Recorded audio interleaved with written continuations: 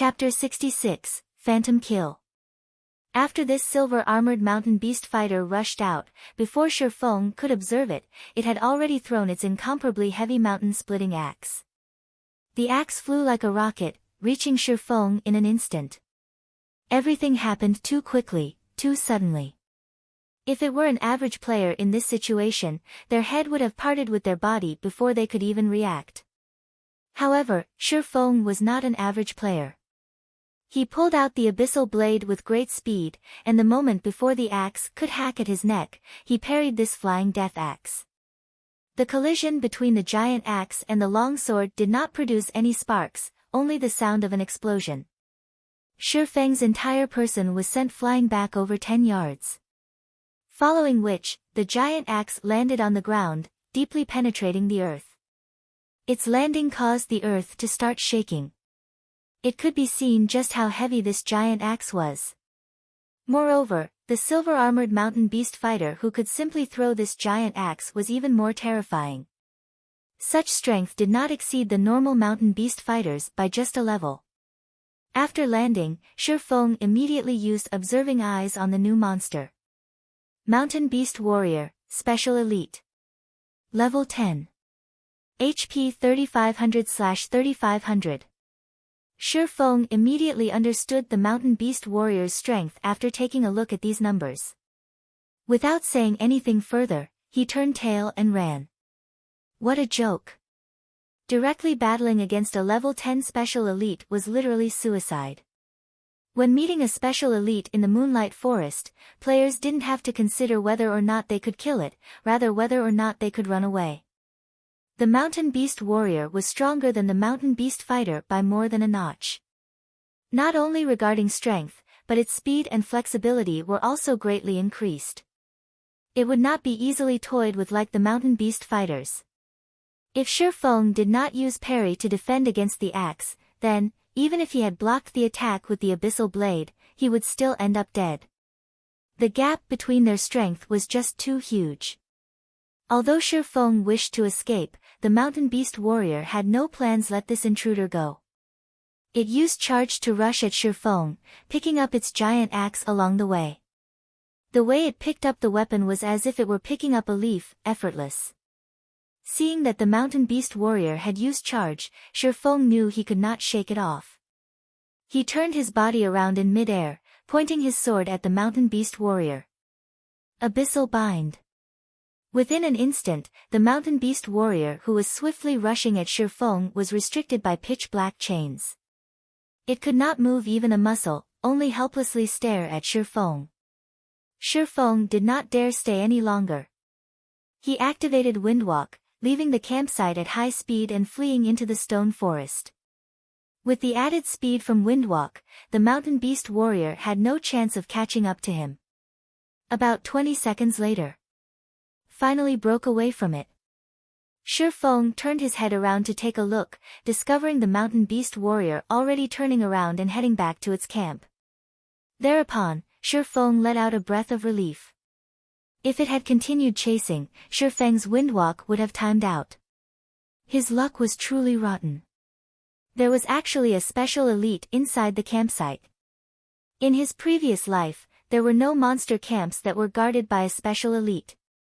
There would only be the occasional normal elite monster. Shifeng felt unfortunate for losing the mysterious iron treasure chest. Currently, Blackie's communication arrived. Brother Feng, all of our members have reached level 4. Moreover, we obtained a lot of ore, equipment, and skill books. Everyone has learned quite a few skills, and our strength has greatly increased. Unfortunately, our leveling speed from grinding gnomes has greatly decreased. When will you be coming over to carry us through the hell mode of the Deathly Forest? Our fighting spirits are all sky high right now, and we're just waiting for your command, Blackie laughingly said. All of you are level 4. Shifeng entered a deep thought, trying to think of the next task for Blackie and the others to do. After some thought, Shifeng thought of a good location. Blackie, you guys should stop grinding gnomes and return to town to tidy up your bags. Go to the level 5 area, the Red Leaf Forest. Follow this marker and grind forest wolves. The wolf meat and wolf skins are good stuff. The more you grind, the better, as all the drops can be sold, fattening your wallets. With Blackie and the others' current potential, it would be very easy to grind forest wolves. This was especially true with Blackie's equipment. The monster's 400 HP would be gone with just 3 dark arrows. Moreover, the location Shifeng gave to Blackie was a large wolf denver. The respawn rate there was very quick, and there was also higher ground for Blackie and the others to occupy. As long as Cola and Lonely Snow firmly blocked the pathway up the slope, preventing even a single wolf from moving past them, the ranged members could easily deal damage. Moreover, beasts were afraid of fire, taking additional damage from it. A single hell flame could wipe out the entire pack of wolves. Their leveling speed would increase by at least 60% to 70%. Great! We're bored out of our minds from constantly grinding gnomes. We'll go immediately after we tidy up our bags, Blackie excitedly confirmed. More and more players started going to their location to grind gnomes now. In addition to them being level 4, their leveling efficiency was constantly decreasing. They were naturally excited to have a new location to grind. Brothers, pack up. We won't have to compete with them anymore. Let's go play in a new location, Blackie said to the others after cutting off the call. Everyone stopped fighting over monsters with the other players when they heard Blackie say so. They cheerfully left this place with Blackie. When the elite parties saw Blackie and the others leaving, their faces revealed expressions of joy. There would be fewer people competing over this precious leveling ground now.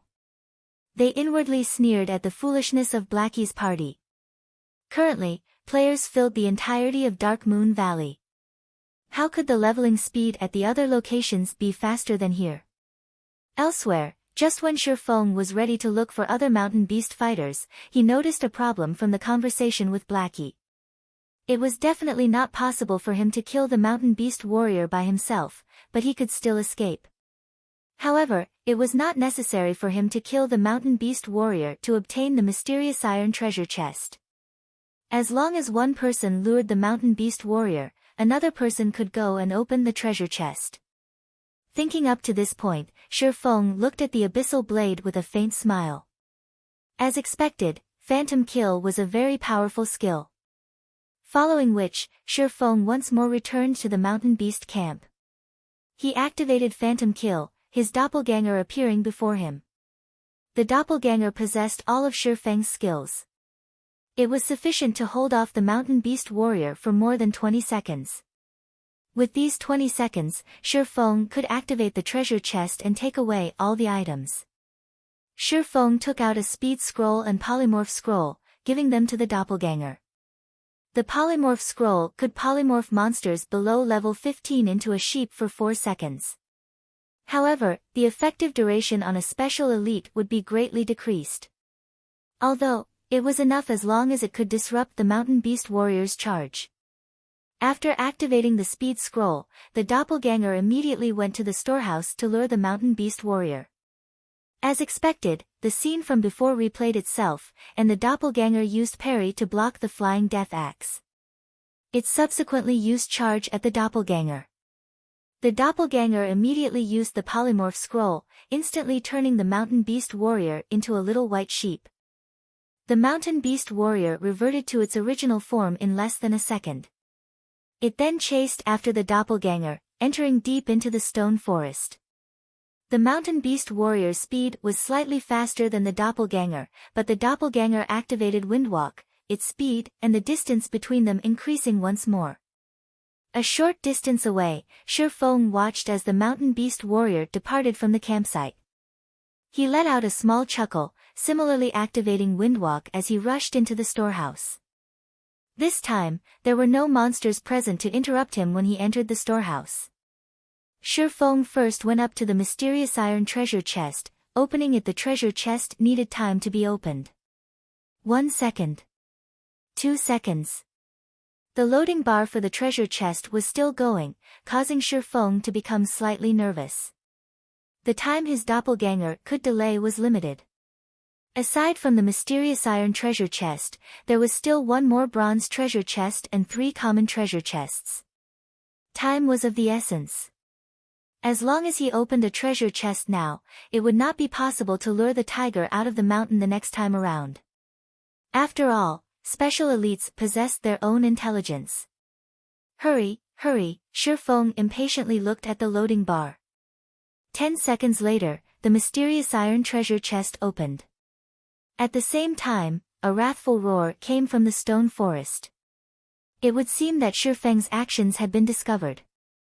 Looking through the doppelganger's vision, Shifeng could see that the mountain beast warrior no longer paid the doppelganger any attention. Instead, it ran back towards the camp storehouse. Without pause, Shifeng immediately stored all the items in the treasure chest into his bag. He then continued to open the bronze chest. The bronze treasure chest's loading bar started to move slowly. To Shifeng, every second right now was crawling by. Meanwhile, the sound of the mountain beast warrior's bellow was getting closer and closer. Chapter 67, Ring of Nothingness. The loading bar for the treasure chest was currently only halfway done. Hearing the roar getting closer and closer, Shifeng became extremely anxious. Hurry! Hurry! The mountain beast warrior had already entered the camp, yet the loading bar was still a hair's breadth away from full. When the mountain beast warrior saw Shifeng opening the treasure chest, its large pair of eyes turned crimson red. It aimed its giant axe at Shifeng, throwing it at him. It could not help but wish for Shifeng to go to hell immediately. At this moment, the bronze treasure chest opened. Without giving the flying axe even a single glance, Shifeng immediately activated Defensive Blade, blocking the attack from the flying death axe. Following which, his 2 hands swiftly stretched into the treasure chest, taking the items within and cramping them into his bag with lightning speed. When Shifeng finished storing all of the items from the treasure chest, the mountain beast warrior also arrived before him. It picked up the fallen axe with both of its hands, raising it up high as it prepared to murder. Having no plans to stay, Shifeng turned and ran. Boom! The earth split when the axe landed, leaving behind a scar and causing crushed stones to go flying. However, Shifeng was already 5 yards away by the time the axe landed. He was running directly to the outside of the camp. Seeing that its attack missed, the mountain beast warrior turned to face Shifeng and used charge. It did not intend to give Shifeng any chance to escape. On the other hand, Shifeng did not have any skills to deal with the mountain beast warrior who was charging at him. He allowed the mountain beast warrior to send him into a fainted state, his body then receiving a slash from its axe. In an instant, the attack sent him flying over 10 yards away. The attack from the mountain beast warrior could cause even a level 5 shield warrior to harbor a grudge, yet Shifeng acted as if it was nobody's business as he stood and started running out of the camp once more. Now, Defensive Blade could only prevent Shifeng from receiving damage from a melee attack one more time. Although only one chance remained, there was more than a 10-yard distance between Shifeng and the mountain beast warrior. As long as Shifeng ran into the stone forest, he would be a lot safer. However, an unexpected situation occurred. The mountain beast warrior that should have used charge only once used it a second time, sending Shifeng into a fainted state once more. It raised its giant axe, slashing it again at Shifeng's body. Shifeng was sent flying for over 10 yards again, this time it immediately threw him out of the camp. He was just a short distance away from the stone forest now. However, Shifeng's expression became much more serious. The current mountain beast warrior was completely different from before. Previously, it only used charge once. Now, it used charge twice. That meant that there was a possibility for a 3rd or 4th charge, maybe even more. That meant, as long as the distance between Shifeng and the mountain beast warrior exceeded 8 yards, the mountain beast warrior would use charge. This was definitely not good news. Just as expected, the moment Shifeng stepped out of the 8-yard range, the mountain beast warrior used charge once again. If Shifeng were to be hit once more, he would definitely die. He was not willing to die just yet. Shi Feng took out a polymorph scroll, immediately turning the mountain beast warrior that was charging at him into a sheep. Although it was polymorphed only for a second, just 1 second was enough for Shi Feng to run a long distance away. As long as Shi Feng could run out of the 30-yard range, it would be too far for the mountain beast warrior to use charge. Just after running 15 yards away, the mountain beast warrior recovered. Shi Feng immediately spun around and cast Abyssal Bind. He then activated Gravity Liberation, his speed soaring greatly. The 3 seconds binding this time allowed Shi Feng to easily run past the 30-yard range, entering the stone forest. Currently, some of the mountain beast fighters in the stone forest had already respawned, and by coincidence, one of them was blocking the path ahead of Shi Feng. Being struck by inspiration, Shi Feng quickly took the initiative Wind Blade. Before the mountain beast fighter could react, Shi Feng rushed to its front and brushed past it. Shi Feng then took out another polymorph scroll, turning the mountain beast fighter into a sheep. With the speed increase from Wind Blade, Shi Feng easily shook off the mountain beast warrior that was stubbornly chasing after him, escaping it quickly. After finding a safe location, Shi Feng sat down to rest as he slowly looked through the items in his bag. Shi Feng went from clueless to shocked. He had to admit that ransacking the camp was extremely profitable. Just this one time was enough to make up for his hours of hard work. He instantly collected all of the moonstone he needed, completing his quest. The next thing he needed to do was to leave the Moonlight Forest and dispel the curse. Amongst these treasures, aside from the large amount of moonstone, there were also 7 Tier 1 gemstones, 3 pieces of bronze equipment, and a single bronze-colored mysterious iron ring. Amongst the 3 pieces of bronze equipment, there was a Silvermoon arm guard. With it, Shi Feng now had 3 out of 5 pieces of the Silvermoon set equipment. As long as he put in more effort, he might be able to truly collect a complete set. However, Shi Feng did not have that much time. The earlier he removed the curse, the earlier he could regain his strength and level up quickly. He still had too many things to do, and he could not do any of them without levels. Aside from the Silvermoon arm guard attracting Shi Feng's attention, the mysterious iron ring also gave him tremendous joy. Ring of Nothingness, Mysterious Iron Ranked Ring. Equipment requirement, Intelligence 10. Strength +1, Agility +1, Intelligence +2. Additional ability, Shadow of Nothingness, allows the user to enter a state of nothingness. The user will not be able to see other players, while other players will not be able to see the user. Duration of 1 minute. Cooldown, 5 minutes. Only usable in a non-combative state. Rings such as this, which possessed an additional ability, were extremely rare. It was as rare as the Ring of Gravity, possessing many uses. In his previous life, Shi Feng had done a lot of research on the Moonlight Forest. Including the information found on the internet, he knew the spawn locations of many treasure chests. Originally, he planned to only go to a few locations that were easy to obtain treasure chests before leaving the Moonlight Forest. Now that he had the Ring of Nothingness, his train of thought widened, and the number of treasure chests that he could obtain greatly increased. The Moonlight Forest was still a virgin land, and treasures could be found everywhere. It was especially true for treasure chests that had been opened for the first time. The items inside were the best. Since he could easily obtain these treasures, would it matter if he wasted a little more time? Following which, Shi Feng put on the Ring of Nothingness. He then opened the map for the Moonlight Forest, confirming his current position. There was a bronze treasure chest not far from his location. So, he kept the map and advanced towards the treasure chest.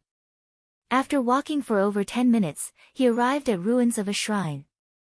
The ruins were surrounded by barbaric beast men who were guarding it, with several elite beast men in the midst as well. Meanwhile, the treasure chest was located inside the collapsed shrine. However, without a team of 20 elite players, it was impossible to clear off all the barbaric beast men. Although he could not beat the barbaric beast men, Shi Feng had other methods to get to the treasure chest. Shi Feng immediately called out his doppelganger, allowing it to move to a distance away and find a safe location. Meanwhile, Shifeng himself moved closer to the temple. While staying outside the detection range of the barbaric beast men, Shifeng activated Shadow of Nothingness and entered a state of nothingness. He then ran towards the inside of the shrine with high speed. After entering a state of nothingness, Shifeng could no longer see those barbaric beast men, and the same went for the barbaric beast men who could no longer see Shifeng. In such a way, Shifeng soundlessly entered the heavily guarded shrine. There were still several barbaric beast men guarding inside the shrine. They were less than 20 yards away from the bronze treasure chest. Meanwhile, Shifeng unhurriedly opened the treasure chest. When opening the treasure chest, Shifeng's state of nothingness did not fade, so the channeling process finished without a hitch. However, the moment the treasure chest was opened, just after Shifeng's hand stretched into it, his state of nothingness vanished. Within an instant, the 5 barbaric beast men inside the temple noticed Shifeng. Suddenly entering a rage, they waved their stone hammers as they rushed towards him. Shifeng activated Defensive Blade without hurry, storing the items in the treasure chest in his bag. Before the barbaric beast men could break off the 3 layers of protection, Shifeng had taken all the items from the treasure chest. He then swapped places with his doppelganger, his original body arriving at a very safe location. Shifeng leisurely departed from the ruins, heading towards the location of the next treasure chest. Moonlight Forest was very large. With unyielding perseverance, Shifeng spent more than 10 hours before finally clearing the entirety of the Moonlight Forest. He harvested a total of 3 mysterious iron treasure chests, 22 bronze treasure chests, and 56 common treasure chests. His harvest was extremely invigorating. His entire bag was clogged full, and he was even forced to throw away several pieces of common equipment that had poor attributes. When he was arranging all these items, a beeping noise came from the system. Shifeng looked at the notification, seeing that it was the alarm that he previously set. It notified him that morning had arrived, and he needed to log off and rest. In consideration of his body, Shifeng looked for a safe location before logging off. Chapter 68, Big Harvest. Early morning, a layer of fog still covered the outer layer of the window. Dark clouds densely covered the sky outside, and there were signs of rain falling soon. The air quality here is getting worse by the day. After I earn enough money, I definitely have to move out of this broken district and move to a better house in the city. After sitting up, Shifeng took a look out his window. Following which, he flexed his body and got down from his bed. He then went through 20 sets of workout motions before going to his cramped bathroom to wash up. Shifeng grabbed his phone from the table once he finished tidying himself up. He started by checking the remaining money in his bank account. Constantly eating instant noodles was bad for his body. Moreover, the nutrients provided were definitely not enough to supplement his method of training. He had obtained the membership card and coupons for Big Dipper after much difficulty, yet, he discovered that he still needed to wait for 5 days before he could use them. This caused him to be slightly depressed. Now, his only hope was on the sales of the God's Domain game currency. Previously, Shifeng had registered 3 gold coins at the virtual trade center. If there were someone who bought them, then the credits earned would automatically be sent to his bank account. However, the trade center had a 3-hour transaction delay. Moreover, Shifeng did not turn on the notifications for his trade account. So, even if the transaction had already been done, he did not know how much had been transferred to his account. He could only use his old modeled phone to check his bank account. Shifeng currently did not possess the money to purchase the latest quantum watch. Otherwise, a lot of matters could be easily resolved using the quantum watch. Even credit card payments could be done through the quantum watch. Moreover, all shops that sold items supported payment using the quantum watch, as it was both safe and fast. In a short moment, Shifeng logged into his bank account using his handphone, checking the amount of money he had remaining. If there were enough credits, he would go and have a good meal. The last time he remembered having meat was when he was still in his 3rd year of university. Now, he was in his 4th year and would be graduating soon. Previously, he had retrieved all of his money from his bank account to buy instant noodles. His current balance should not be more than 1 credit.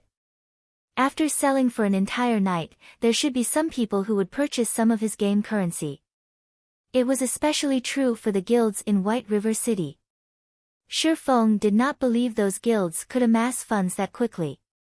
Even if they were to sign a contract with money farming teams or have their money farming teams, it was absolutely impossible for them to purchase that much equipment in such a short period. More or less, they should have purchased some game currency. They actually bought quite a lot. I guess I won't have to fuss over food for a few days. Shifeng smiled slightly when he saw that there were over 1,700 credits in his bank account. However, the trade tax was truly high. He sold a total of 30 silver coins which were worth 1,800 credits, but 100 of those credits went to taxes. The amount was truly sinister. In any case, Shifeng now had some money, and it was double the amount of living expenses he would have each month.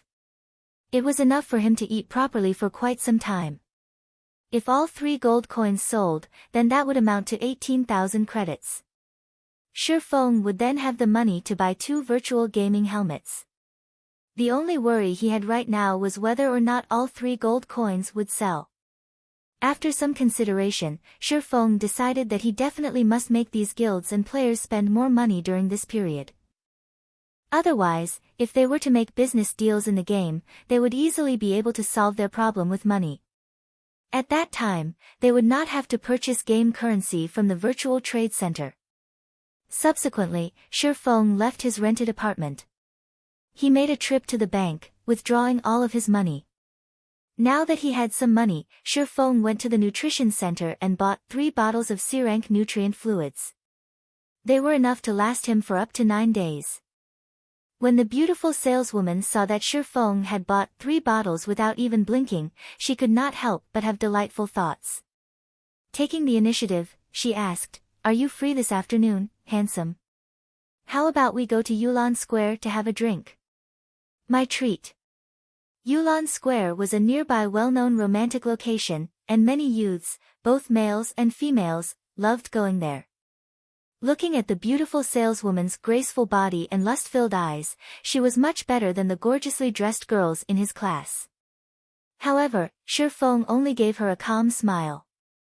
How could he not know what her thoughts were? He tactfully rejected her and turned around to leave. Shifeng's reaction caused the beautiful saleswoman to feel slightly unfortunate. A large catch had run away just like that. Was she not beautiful? Was her body lacking? Nutrient fluids were the pinnacle products of the new age. Not only could they slow down aging, but they could also discreetly mend the injuries that could not be detected, regenerate body cells, develop the brain cells, and many more astonishing impacts. These items have already become must-haves for athletes and martial artists. However, they were very expensive, so the common folk could only occasionally buy a bottle to drink. After all, a month's salary was only so much.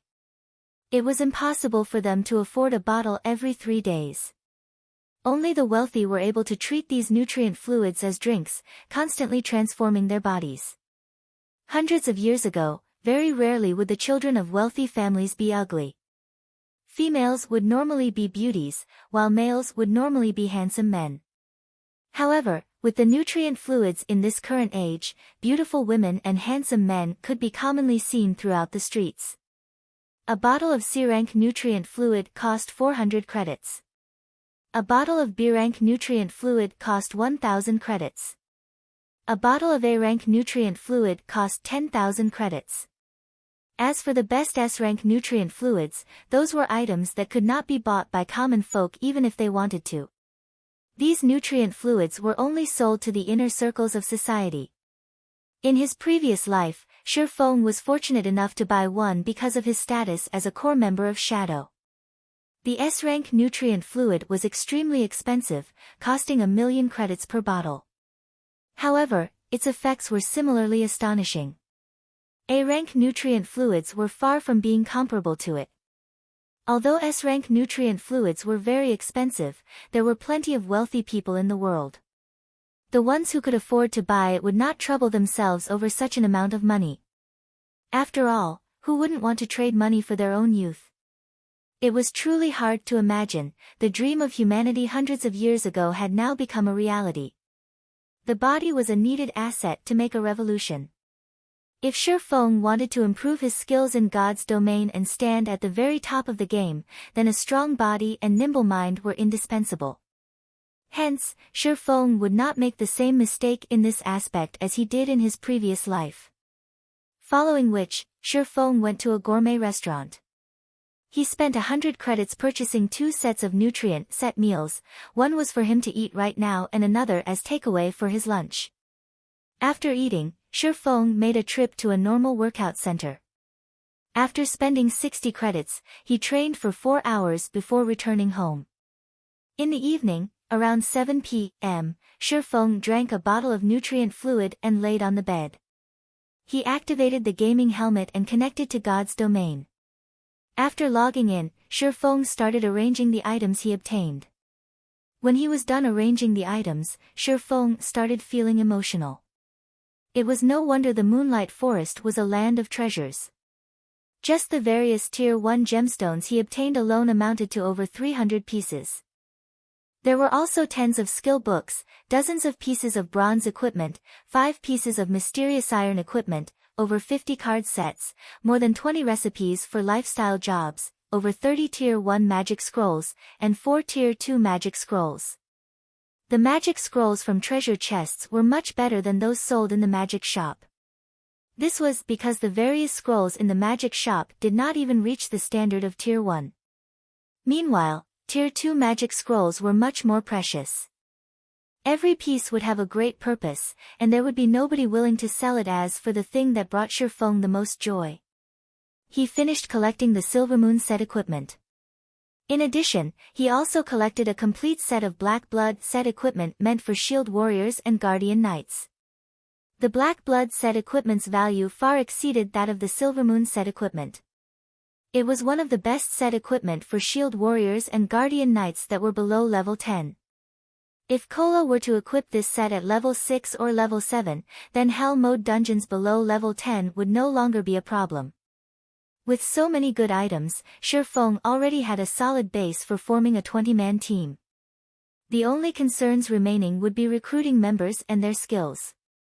After finished arranging his bag and confirming that there were no more profits to be gained from the Moonlight Forest, Shi Feng activated the teleportation magic orb, leaving the Moonlight Forest. Chapter 69, Lunatic. In the real world, the sky slowly darkened as the sun went under the mountain. On the other hand, players in God's domain were welcoming the rise of the morning sun. Red Leaf Town was currently brightly lit as if it were daytime. In the trade area, players could be found everywhere as they pushed their way through the streets. Compared to yesterday, there were a lot more players currently in Red Leaf Town, and a lot of them were new players who were level 0.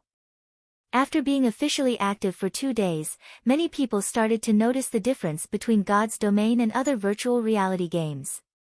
The battling alone was extremely attractive, not to mention other sources of entertainment. The monsters in God's domain improved with the increase in levels, making the battles seem increasingly real.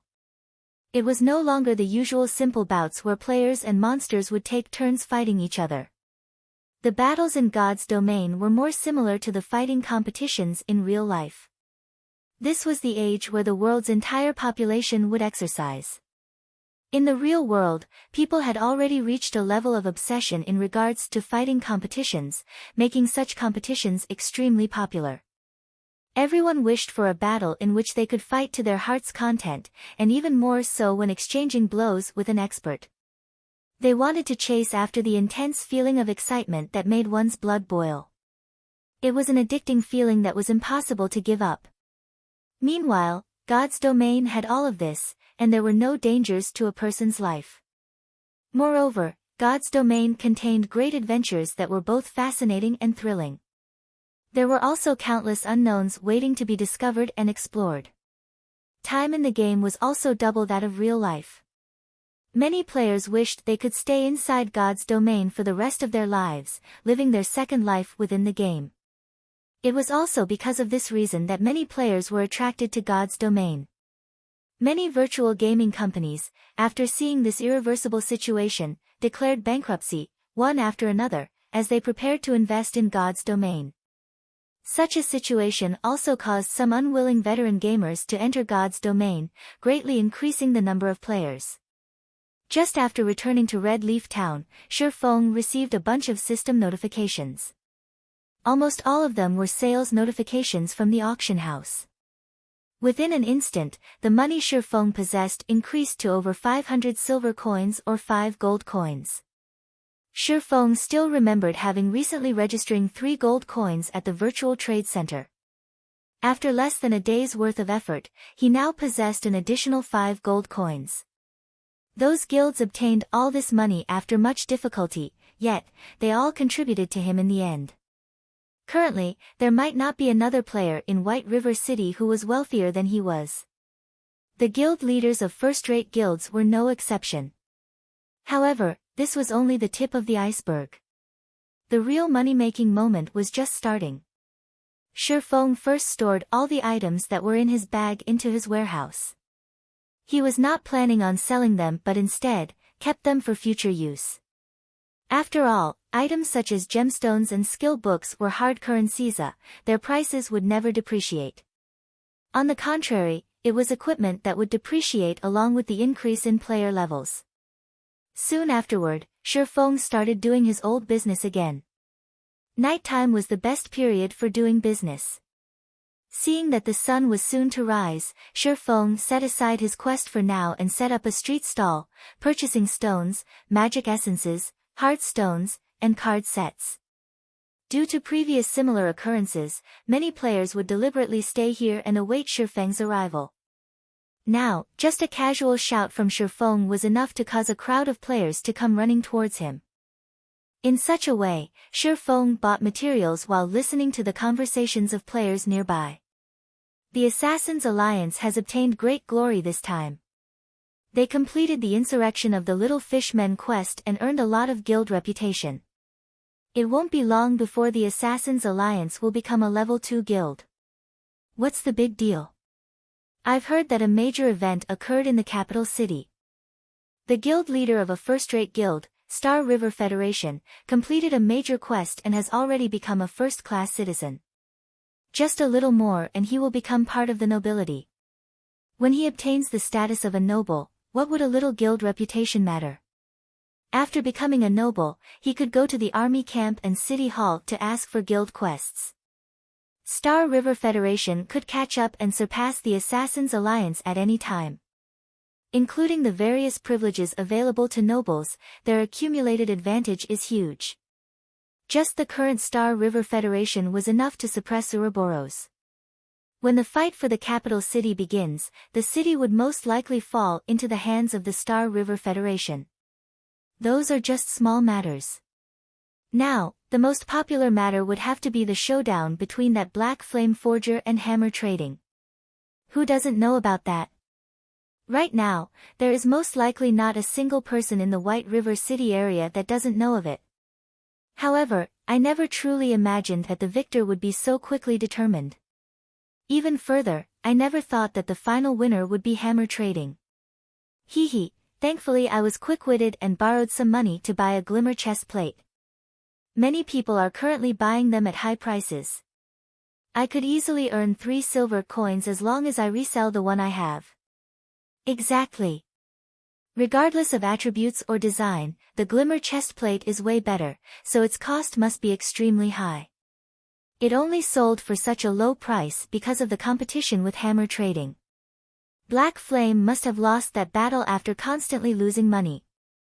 Unfortunately, he is not selling even a single piece of the equipment right now. Otherwise, I would definitely borrow money to buy one. Right now, Hammer Trading's fame has exploded. On the forums, he had even started proudly scolding the mysterious forger as incompetent, calling the mysterious forger a son of a bitch for not daring to compete with him. To increase their fame and influence, those first-rate guilds will certainly invite him. Hammer Trading must already be discussing contract terms with them right now. The chief forger of a first-rate guild, people would drool just thinking about such a position. However, we can only look on in envy because we don't have a forging design for bronze equipment. If I had such an item, even if I were to go bankrupt, I would definitely compete with Hammer Trading to the end. When I get the chief position of a first-rate guild, my future will be filled with fame and fortune. When Shifeng heard their conversation, his brows slightly wrinkled. He then called up the official forum. Sure enough, Hammer Trading was ridiculing him with all sorts of insults. Son of a bitch, weren't you so awesome? Why have you turned into a coward? Let's continue competing if you have the ability. See how I'll flatten a blackheart forger like you. Looking at Hammer Trading's inferior shenanigans, Shifeng smiled calmly. He could not help but admire Hammer Trading. To become famous, he turned into a lunatic that was willing to use any means. Just like in Shifeng's previous life, to join world dominators and become their chief forger, Hammer Trading was willing to sell out their entire guild. After he finished purchasing the materials, Shifeng headed towards the auction house. After all the clamor Hammer Trading made, the Glimmer chestplate had thoroughly become famous. Shifeng could now start his next money-making operation. In the current stage of the game, a majority of the average players were already level 3, while many veterans were level 4 and experts were level 5. The average player could not afford a Glimmer chestplate, whereas veterans would have to borrow some money to purchase a piece for themselves. As for experts, the usage of the Glimmer chestplate was not that great. There was a lot of equipment inside level 5 dungeons that was far better than the Glimmer chestplate. That meant that the Glimmer chestplate could no longer earn Shifeng a lot of money. After all, the major buyers of the equipment were mostly those guilds. Maybe there were some nouveau riche who could afford to buy one to toy around with, but they were in the extreme minorities amongst the average players. Shifeng walked into the auction house, into the large hall that was packed with people. Without a better option, Shifeng looked for a corner and silently brought up the display screen of the auction house. He then placed 20 copies of the forging design for the Glimmer chestplate on auction. The base price for each forging design was set at 30 silver coins, and they would be sold one by one at intervals of half an hour. It was not because Shifeng did not wish to sell them in bulk, but because doing so would result in their price staying low. Only through hunger marketing would he be able to reap the greatest profit. Let those guilds slowly fight amongst themselves. Afterwards, Shifeng cleaned out the accumulated hard stones and card sets from the auction house. He then left the auction house and headed towards the library. Chapter 70, Success or Failure boils down to the same person. Kuruk Fields, this was the playground for the level 6 grassland lion cubs. At this stage of the game, there were very few players who would come here to grind and level up. That was because the level here was slightly higher. Moreover, the monsters were numerous and concentrated, making them hard to kill. These grassland lion cubs hunted in groups of 3 to 5. Sometimes, they would even be followed by a fully grown elite grassland lion, making them very hard to deal with. However, there was currently a 6-man party on these fields, fighting a group of lions. A girl dressed in water blue armor brandished her great sword, directly confronting an elite grassland lion. Not only did she easily evade the grassland lion's sharp claws, she even took the chance to attack and deal damage. Her valiant appearance could captivate even women. This girl was the snow goddess, Gentle Snow. She had already reached level 5, and she wore the level 4 bronze set equipment, Azure Scar. In her hands, she held the mysterious iron-ranked Conqueror's sword. Compared to before, her current strength had greatly increased. Also, there was also a shield warrior who was not any weaker, tanking 4 grassland lion cubs at once. The party's healer, Xiao Yuer, chanted a prayer, her delicate hands tracing divine texts in midair. Xiao Yuer took care of the shield warrior while also healing Gentle Snow, allowing both their HPs to remain above the safety line. The Flame Witch, Xiao Yueru, was also wearing the level 4 Fantasy Flame set equipment. Large fireballs constantly shot out from her hand, causing a frightening amount of damage to appear above the grassland lion's head. Within moments, they massacred the group of elite-led lions. Gentle Snow picked up the loot from the grassland lion, discovering that it was a skill book. No equipment dropped. She then looked towards Xiao Yuer, saying, "Xiao Yuer, it's your sacred light shield, learn it quickly. After some rest, we will continue looking for another grassland lion. We absolutely must get the revival skill." Great! With this skill, healing won't be so intense anymore, Xiao Yuer happily said as she received the skill.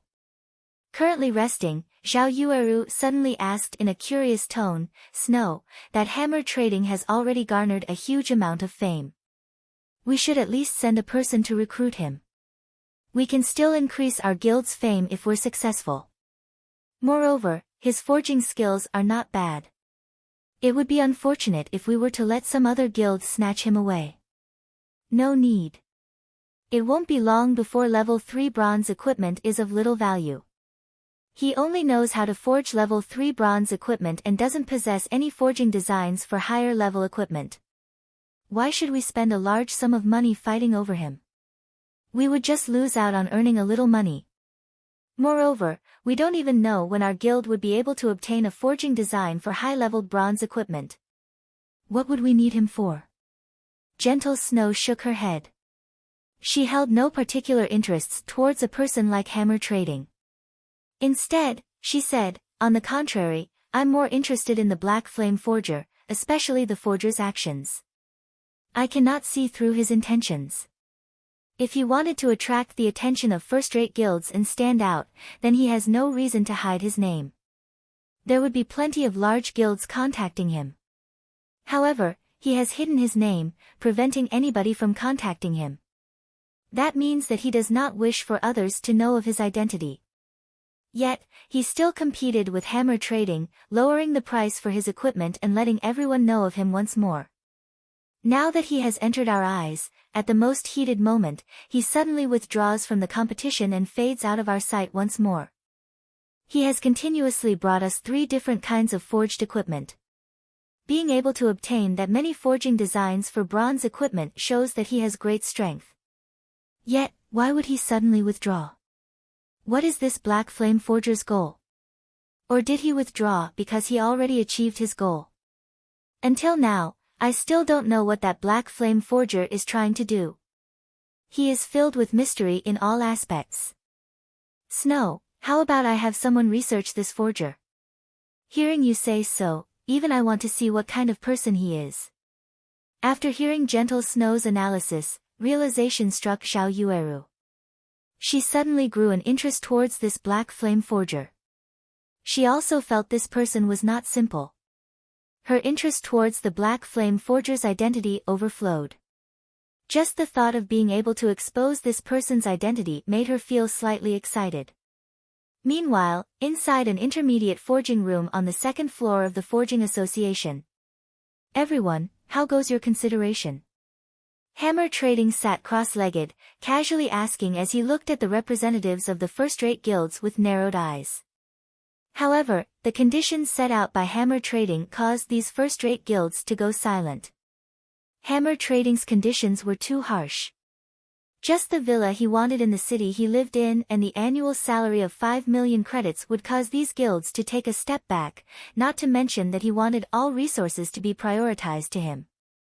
Such treatment was most likely only enjoyed by the guild leader and the vice leader. Meanwhile, Hammer Trading wanted the same treatment as them. Then, didn't that mean he would be on equal footings with the guild leader and vice leader? You guys have to think through this clearly. It isn't easy for me to earn such a great reputation. As long as I join your guild, your popularity will immediately soar and surpass the other guilds. You won't have a shortage of bronze equipment and will be able to earn a large sum of money because of my forging techniques. The price I've given shouldn't be considered much, Hammer Trading said with a smile. His face held an expression that said, if you don't recruit me, there will be others who will. Don't regret it when that time comes. Hammer Trading had these first-rate guilds eating out of the palm of his hand. Right now, each of these first-rate guilds wanted to be a step ahead of the others. If so, they would be able to have a larger advantage in taking hold of a city. The wealth that came with possessing control over a virtual city was not something a mere 5 million credits and a villa could compare to. Hammer Trading's asking price could be considered low. Looking at the representatives of these first-rate guilds, although their expressions held hesitation, their eyes flashed with the conviction of recruiting him. Hammer Trading suddenly felt his action of investing all of his possessions into the competition this time was truly wise. If he hadn't steeled his heart to borrow money from loan sharks at the last second, he might have actually lost to the Black Flame Forger. Fortunately, the Black Flame Forger bit the dust a step earlier than he did, allowing him to taste the final fruit of victory. Just as Hammer Trading was being pleased with himself, the expressions of the numerous representatives around the conference table suddenly changed. Each and every one of them revealed expressions of shock and ecstasy. Brother Hammer Trading, I am truly sorry, but our guild has decided to withdraw from this competition and yield to the other guilds. Our guild won't be joining anymore, and I still have matters to attend to, so I'll be leaving, Star River Federation's representative suddenly said. This price is just too high. Our guild can only give up as well. We can only hope to cooperate with you in the future. For a moment, all the guild representatives started leaving. Moreover, every one of them seemed to be in a hurry. It was as if they could not help but to immediately run to some other place, not wanting to waste even a little time. What do you all mean? Not negotiating anymore? You guys better not regret it. I'm a forger that can craft bronze equipment. I won't join in the future, even if you all beg me. Is being able to forge bronze equipment amazing? Right now, the auction house is selling forging designs for bronze equipment. With the forging design, we can nurture our own forgers. We don't need to spend as much as 5 million credits at all, one of the representatives coldly laughed at Hammer Trading before leaving the forging room. What did you say? Speak clearly before you leave. Hammer Trading abruptly stood up after hearing this. He thought he had heard wrong. Chapter 71, Focus of the Auction House. Seeing as everyone had left, Hammer Trading sat in his chair, paralyzed. Both his eyes had a lifeless look in them. There was actually someone who was selling forging design for bronze equipment at the auction house? How was this possible? Hammer Trading had no way of understanding such behavior. It was as foolish as literally handing the keys to a treasury filled with gold to someone else. Only a brain-dead person would do such an idiotic action. No, they must be trying to trick me. Hammer Trading abruptly stood up, calling out the official forum. He wanted to make these people regret. He wanted to rip them off for daring to look down on him. However, when Hammer Trading looked at a few pinned discussion threads, he became instantly dumbfounded. There really was an idiot who was selling a forging design. Bronze equipment forging design appearing in the auction house. Pictures as evidence available. Clicking on the thread to take a look, Hammer Trading's mind went thoroughly blank. The forging design was actually for the Glimmer chest plate. It was the equipment previously sold by the Black Flame Forger. Everyone was very aware of how good the attributes on this item were. It was an absolutely top-tier item. If a first-rate guild were to get a hold of this forging design, they would not need him. This was because fame served little purpose to a first-rate guild. Previously, he dared to act presumptuously because he learned the forging design for the Savage chest plate. Now that others had a better forging design, who would pay him any heed? In the discussion, many first-rate guilds declared the forging design to be theirs, and they would fight whoever dared competed with them over it. Hence, everyone had started paying attention to the problem of the ownership of this forging design. There was no longer anybody who paid attention to Hammer Trading.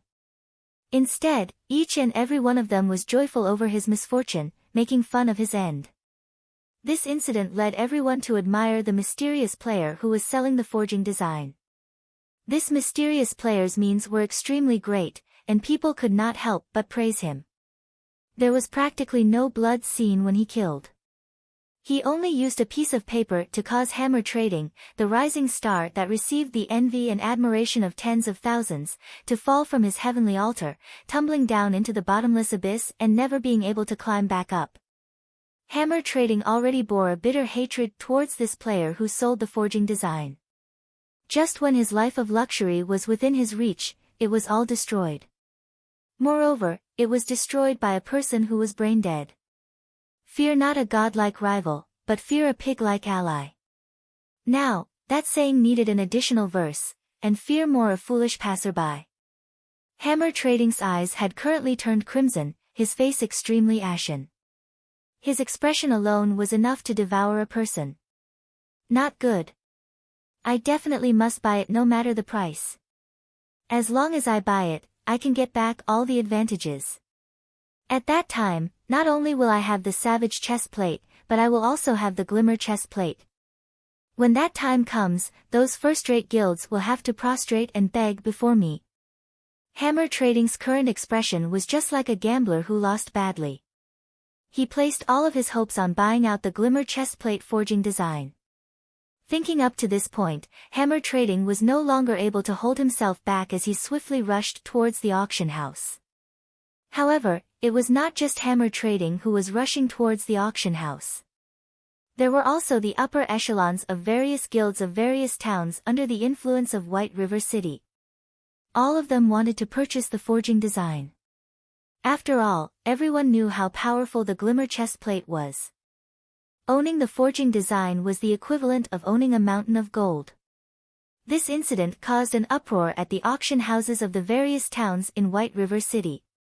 The auction houses became unusually lively as players pushed against one another inside the building. The auction houses were filled to the entrances, making it hard for players even to enter. Meanwhile, the competition for the Glimmer chestplate forging design entered into full swing. Every one of the guilds had bid high prices. Within 10 short minutes, the price for the item had reached 1 gold coin. That's right, it was 1 gold coin. That was practically a large guild's entire fluid funds. In such a way, the price of the forging design constantly rose without any signs of stopping. Guild leader, I don't have enough money anymore. What do we do now? Crap, how can that be? I gave you 1 gold and 20 silvers, how can that not be enough? But, it's selling at 1 gold 56 silvers now. Crap, these people are insane. It's just a forging design. Hold on a bit, I'll immediately ask for some money from the money farming team. I don't believe we can't get it. As the price of the Glimmer chestplate forging design rose, bit by bit, each of the various guilds was constantly raising funds. They contacted money farming teams, their guild members, and in the end, even purchased from the virtual trade center. Meanwhile, Shifeng, the cause of all this madness in White River City, had just comfortably arrived at the library. Revered Miss Charlene, I have brought the items you requested. Can you dispel the curse for me now? Shifeng sincerely took out 2 gold coins, 30 pieces of moonstones, and the teleportation magic orb. After seeing the glittering gold coins, Charlene nodded her head in satisfaction. However, similar to the Holy Mother, Charlene shook her head and said in a pitiful tone, Adventurer, you have truly astonished me. You managed to gather all the needed materials in such a short period. If I had known earlier, I would have told you that the moon drip ceremony possessed tears. Tears? Shifeng looked at Charlene's regretful expression, and he could not help but feel slightly odd about the situation. It was as if he was a mouse being stared at by a cat. Charlene sighed, saying, the moon drip is a very ancient ceremony. In fact, aside from having a dispelling effect, there are still other effects. However, for convenience's sake, the ceremony was only used to dispel curses after constant alterations, while the other effects were greatly weakened. If you pay another 3 gold coins, I can gather all the needed materials to carry out the complete moon drip ceremony. Aside from helping you dispel the curse, it will also give you an unimaginably big harvest. Won't you reconsider it? Big harvest. When Charlene uttered these 2 words, her voice sounded exceptionally loud, making it sound as if this big harvest was something amazing. However, Shi Feng knew that the Charlene before him had some kind of see-through skill. Otherwise, how could she have guessed that there were still 3 gold coins inside his bag? He already wasted 3 gold coins to dispel the curse, and he did not wish to become a sucker. As if having seen through Shi Feng's thoughts, Charlene added, "Adventurer, do you know of the legend about the demon-slaying sword saint, Celsius? Legends has it that Celsius was cursed by the great demon king, undergoing torment for a long period. However, after experiencing untold hardships, he finally discovered a method to dispel the curse, which was the moon drip. After undergoing the moon drip ceremony, he obtained a new life. He received matchless strength from the ceremony, thereby allowing him to defeat the great demon king and becoming a legendary sword saint on the continent of God's domain. Don't you think that a sword saint, Celsius, was very mighty?" As she was speaking, Charlene's doll-like eyes constantly snuck peeks at Shi Feng. She constantly let out lamented sighs at the mention of sword saint. Shi Feng suddenly became speechless. Watching Charlene's actions, it was clear they were saying, "The sword saint is beckoning at you. Youngster, won't you give it a go?" Shi Feng glanced at Charlene's face, full of smiles, and his heart filled with helplessness. This Charlene was a diamond salesperson. Although Charlene possessed an unruly temperament and criminally attractive body, asking for 6 gold coins was just a huge scam. 6 gold coins. That was equivalent to 36,000 credits. Very well. His heart was moved. If he could become a sword saint in the future, it would all be worth it. The new wouldn't come if the old didn't go. "Esteemed Miss Charlene, I wish to try the complete moon drip ceremony. Will there be any danger?" Shi Feng unwillingly dug out another 3 gold coins. After receiving the gold coins, Charlene happily smiled as she said, "You can be at ease, adventurer. Although this is my first time, my skills are very good. Even my teacher praised me as a genius. Let us begin right away." Chapter 72, Demon Hunter. The sky was still dark as the moon lay unhidden, high up in the air. Inside the library located in the slums of Red Leaf Town. "Adventurer, if you do not have any problems, then walk to the center of the magic circle. There will be a slight pain after the ceremony starts, so just endure it, and it will be over." Charlene pointed towards the center of the altar made of black stone. Her eyes carried a hint of excitement as she could finally start this experiment. Shi Feng was completely unaware of Charlene's thoughts. He nodded his head as he walked into the magic circle. No matter how he put it, Charlene was a major character who possessed a Tier 3 job, so there shouldn't be any complications. As for the pain he would have to suffer, he thought nothing of it. During battles inside God's domain, a player could similarly feel pain when attacked by monsters. However, a majority of the players still chose to accept this kind of setting. Their goal was to increase the sense of realism, so they did not adjust the pain transmission to 0%. More importantly, they wanted to increase their skills in battle. There was an old saying of, "Spare the rod and spoil the child." Only with pain would one be able to remember the lesson, and only by learning the lesson, would one be able to further improve. Hence, if one wanted to grow in God's domain, learning to accept such pain was a definite must. However, considering each player's tolerances, God's domain set the pain transmission at 20% by default. However, some experts would adjust the transmission to 60%, allowing them to be more alert. Meanwhile, Shi Feng himself had adjusted it to 50%. This was the degree of pain he was accustomed to, and it was the amount at which he could best exhibit his strength. After standing in position, Shi Feng sent a nod towards Charlene, indicating that she could start the ceremony. Descent of the Moon Goddess. Charlene started her prayer, divine incantations left her mouth as her fingers traced out divine texts. Line after line of divine texts floated in midair and towards the horizon. Compared to the Tier 3 magic from before, the divine texts written in this ceremony were extremely numerous. Even after writing hundreds of lines, Charlene showed no signs of stopping. Sweat had already started dripping down Charlene's face, clearly indicating that she was somewhat exhausted. Meanwhile, the magic circle on the ground started to radiate a dazzling silver glow, the magic circle itself gradually rising into the air. After over 10 minutes had passed, a streak of shining moonlight shot towards Shifeng's body. Suddenly, dark smoke emerged from Shifeng's body. The dark smoke was extremely reluctant to part from Shifeng's body as it rose into the air. Meanwhile, sweat started appearing on Shifeng's forehead. His face turned pale white as he endured an intense pain. Shifeng nearly cursed at Charlene.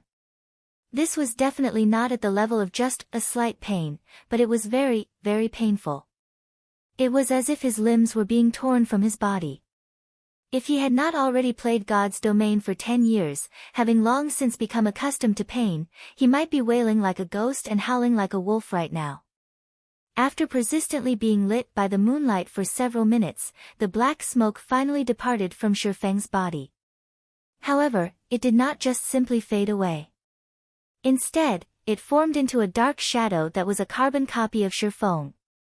Adventurer, you need to kill this demon's doppelganger in order to dispel the curse. I have to conduct the ceremony, so I cannot lend you any aid. It is all up to you now, Charlene reminded. Somewhat exhausted, Shifeng used observing eyes on this dark shadow. Yifeng, demon's doppelganger, elite rank. Level 4. HP 2000/2000. An elite? Shifeng's complexion turned serious. The demon's doppelganger did not have a lot of HP, and its level was similar to his.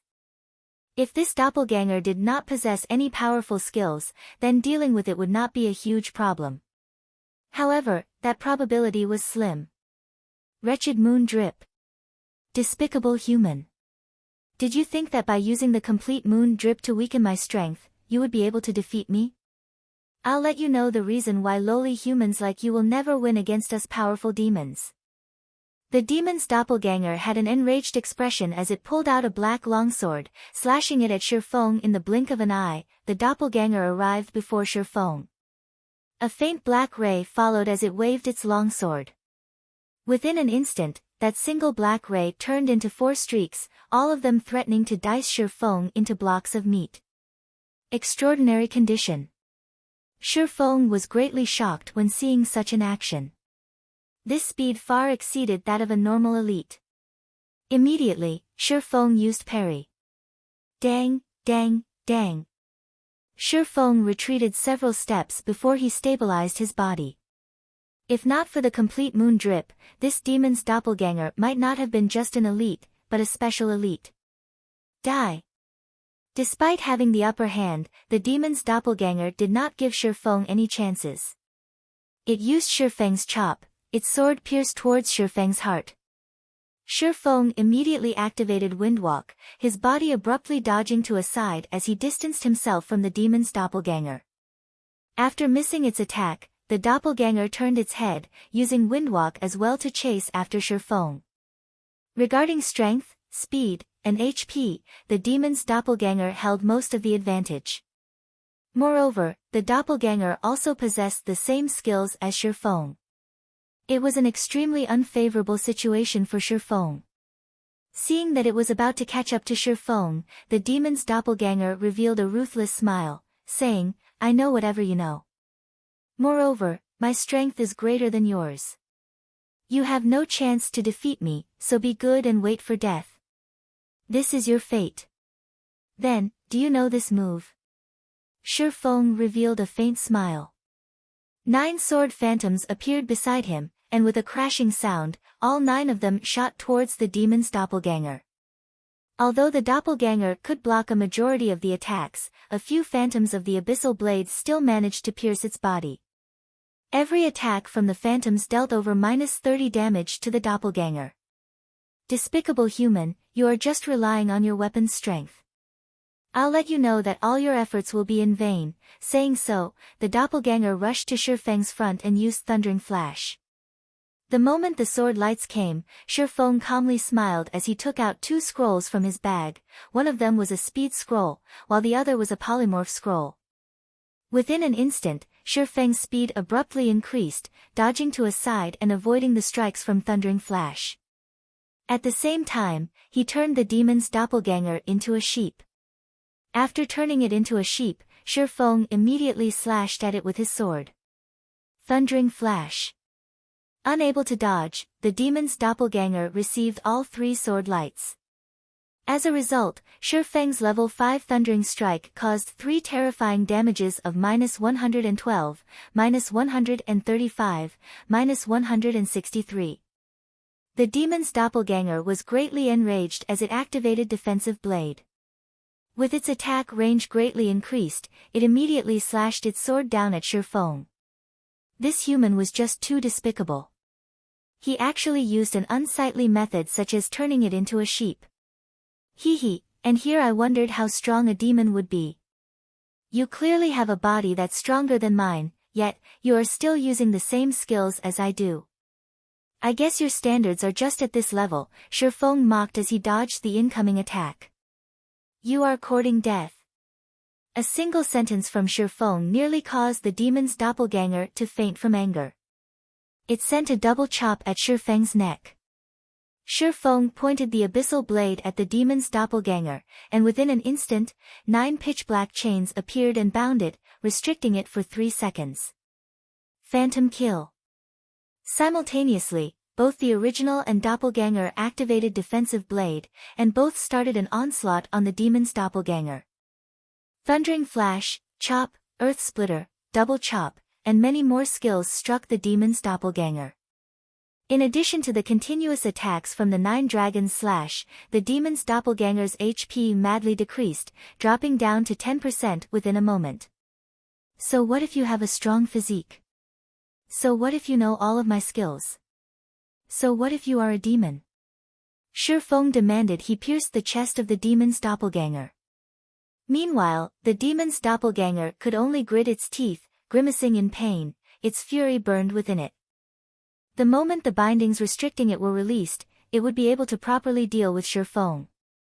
Just as it was about to bring out its special ability, however, the demon's doppelganger saw the scroll within Shi Feng's hand. Suddenly, the demon's doppelganger thoroughly despaired. Bye-bye. Shi Feng waved his hand at the demon's doppelganger.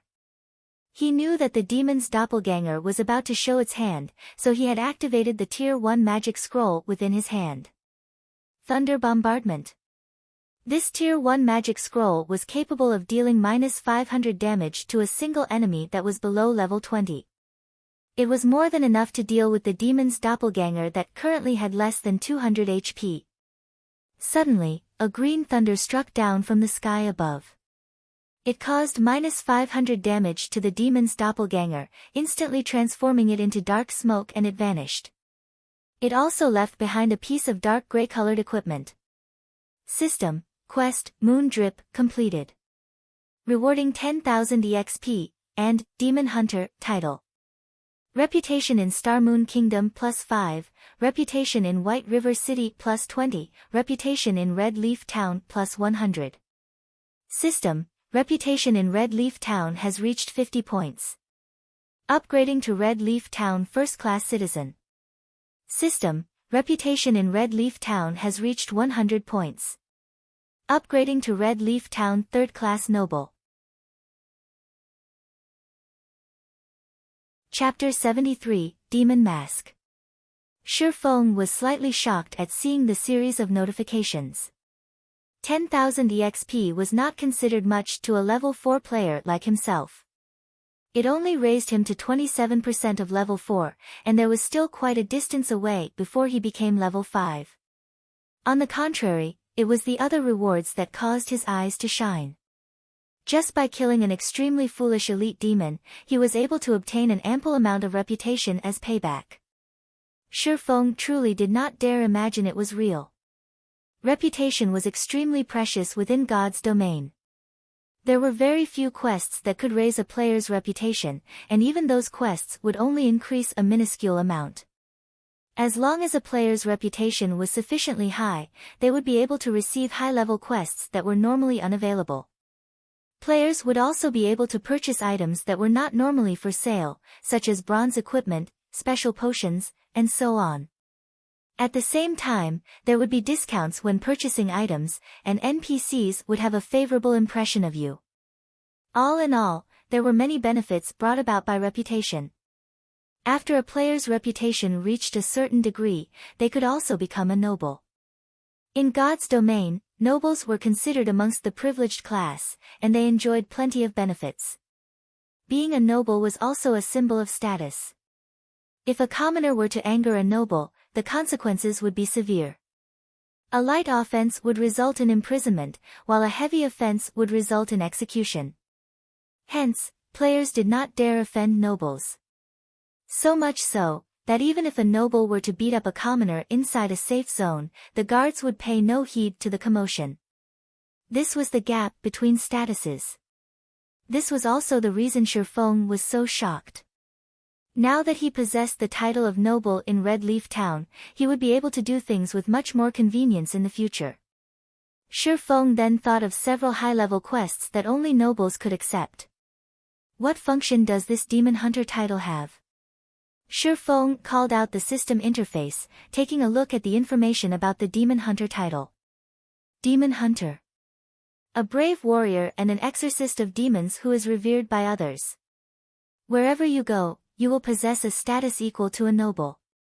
You are the Grim Reaper who is feared by all beings affiliated with darkness. In a 100-yard radius, monsters affiliated with darkness will have their attributes reduced by 10%. At the same time, attacks you deal towards monsters affiliated with darkness will have a 10% increase in damage. Crap, this title is just too awesome. Shifeng became slightly excited after reading the introduction to the Demon Hunter title. If a person did not have a considerable understanding of God's domain, they would have no understanding of the significance of this title. It was similar to how a dog would not know the value of a gemstone. Shifeng only became a noble in Red Leaf Town after his reputation there had reached 100 points. However, this title was only limited to Red Leaf Town. After leaving the Red Leaf Town, nobody would acknowledge him as a noble. Of course, if Shifeng were a noble of White River City, he would be acknowledged as one throughout the area under the administration of White River City. The title had a much wider range of application. Compared to a noble of a town, the difference between the two was obvious at a glance. Meanwhile, a demon hunter would have the status of a noble in every region. This meant that even after leaving Starmoon Kingdom, Shifeng would still be acknowledged as a noble in other countries. It should be known that not every country was friendly with each other. There were even some who were enemies. If Shifeng wanted to do a quest in another, he would have to go through many difficulties and even be discriminated against. However, with this title, he would no longer be discriminated against by NPCs. This was the true value of the Demon Hunter title. Compared to it, being a noble in Red Leaf Town was no longer worth mentioning. Shifeng picked up the equipment dropped by the demon's doppelganger. Demon Mask, special item. Upon wearing it, the user can disguise himself as another person. Disguise cannot be broken without using a high-level observing skill, truly a good item. The 6 gold I spent was definitely worth it. Shifeng happily stored the demon mask. This item was an artifact meant for robbing houses. Although he wouldn't do such a thing, it would not hurt him to use it for other matters. Adventurer, the ceremony has ended. Carrying out this ceremony has greatly weakened me, so I am going to White River City to recover for some time. If you wish to know more information about the Bible of Darkness, then find me there along with my payment. I will be waiting for you. Currently, Charlene appeared to be very delicate, her previous shrewdness completely gone. After saying her piece, she immediately activated a teleportation circle and went to White River City to recover. Feng was inwardly shocked as he watched Charlone's beautiful image departing. The moon drip ceremony this time was definitely not as simple as he previously thought. Otherwise, a divine official, which was a tier 3 job, would not be so greatly weakened. Even Feng felt as though he would be able to defeat Charlone right now. One could imagine just how weakened Charlone was. Forget it, that's none of my business. Now that the curse has been dispelled, and my attributes have recovered, I can finally start speed leveling. The earlier I reach level 10, the earlier I can activate the teleportation gate to White River City. Feng shrugged his shoulders, no longer minding the matters of great characters. A small character like him still had many matters to take care of. To build up from nothing, many things needed to be done. Forget competing with those guilds, just being paid attention to by a great demon had caused him enough headaches. He was not so leisurely as to pay attention to other matters. Following which, Feng departed from the library. He headed to the Chefs' Association to take a look at Violet Cloud's current progress. Red Leaf Town, Trade Area. Just after setting foot in the trade area, Feng discovered something fishy. Now that the sun had risen, logic dictated that players should have gone out to level up. Yet, the streets were currently filled with players who were holding discussions with each other. In short, it was extremely lively. It was as if a festival of celebration was being held. From time to time, Feng could also see some of the upper echelons of large guilds running about the streets, shouting. They were urgently shouting, purchasing game currency, the greater the amount, the more we'll pay.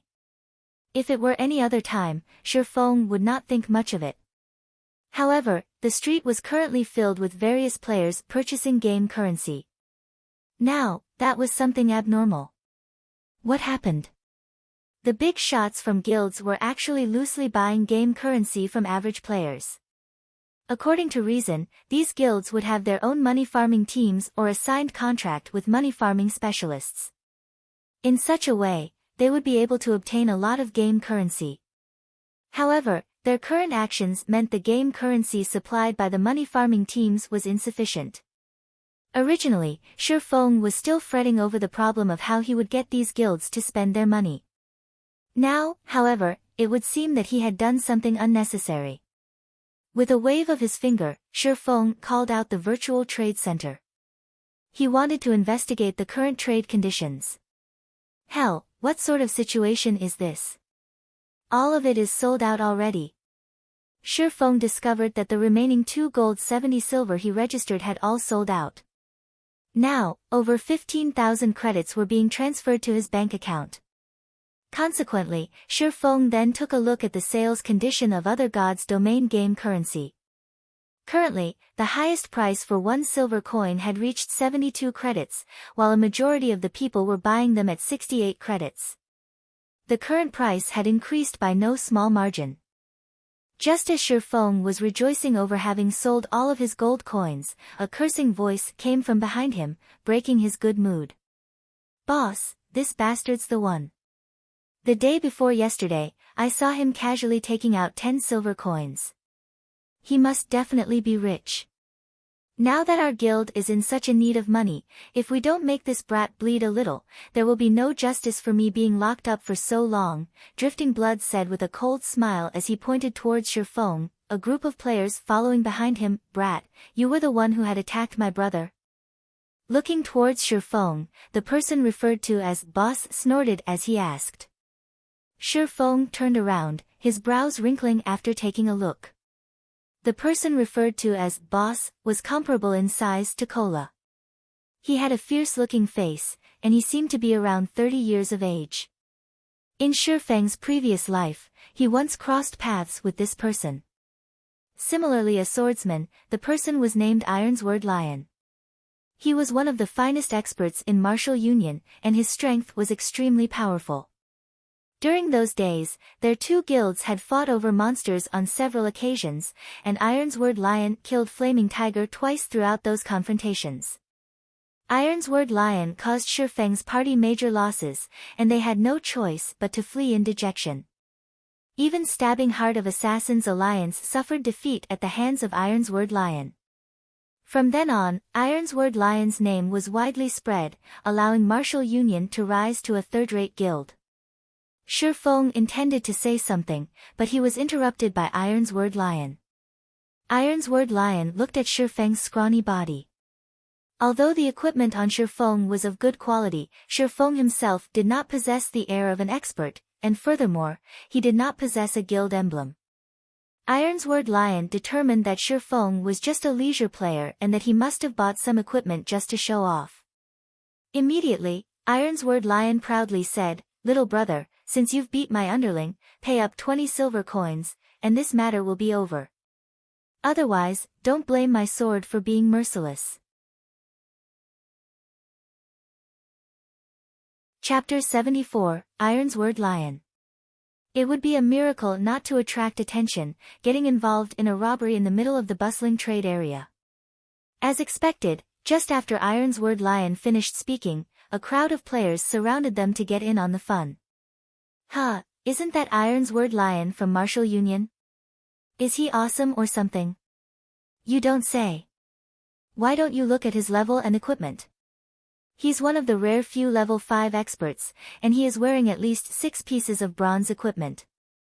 I've also seen the weapon in his hand before. It's called Knight's Longsword, a very awesome weapon amongst level 4 bronze weapons. Moreover, he previously killed a lot of players outside the town, earning him a lot of glory. Che, they're just relying on numbers to bully others. How can that even be considered being skillful? If they're that good, they should fight those large guilds. At most, they can only bully newbies. They're even asking that guy for 20 silver coins, isn't that just going overboard? Gaming experts would only have 3 or 4 silver coins on them, not to mention carrying 20. They are clearly forcing him into a corner. Shoo. Speak softer. That Ironsword Lion isn't bullying people with numbers. His strength is the real deal. Previously, he was a top-tier expert in a wuxia virtual reality game, but he was compelled to transition to God's domain. Yesterday, he kill-stealed outside of town with other players and single-handedly defeated all 4 of them. Those 4 players were not noobs but gaming veterans. They are stronger than us by at least a few leagues. If Ironsword Lion were to hear you, then tough luck, buddy. At that time, your only way out would be to delete your account and start all over again. Listening up to this point, the surrounding players all sucked in a breath of cold air. They no longer dared spout baseless gossip, their eyes sending pitiful gazes towards Shi Feng. Of all the people Shi Feng could provoke, he had chosen to provoke an expert. Moreover, an expert that covered up the shortcomings of his subordinates. Unless Shi Feng deleted and recreated his account, he would definitely have to pay the 20 silver coins.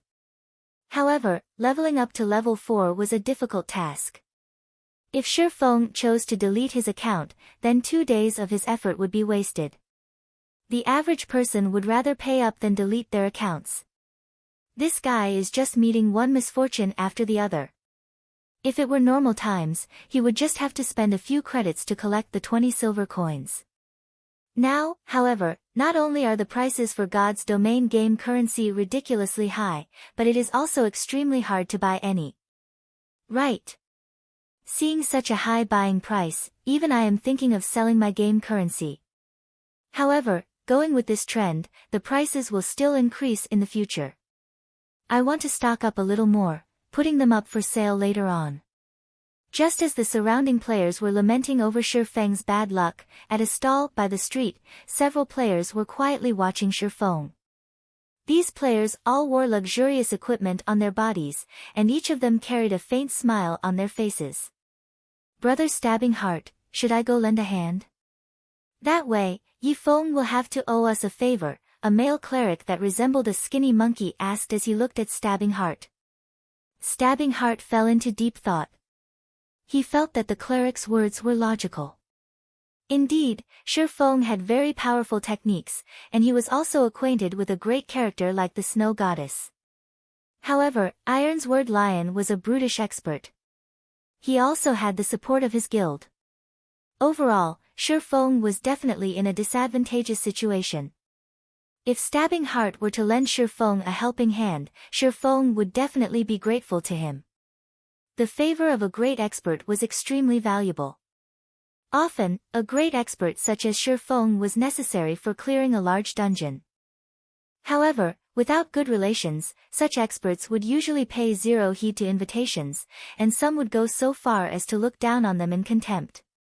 Who did you think you are? Have you not received any education? Go, we definitely must go.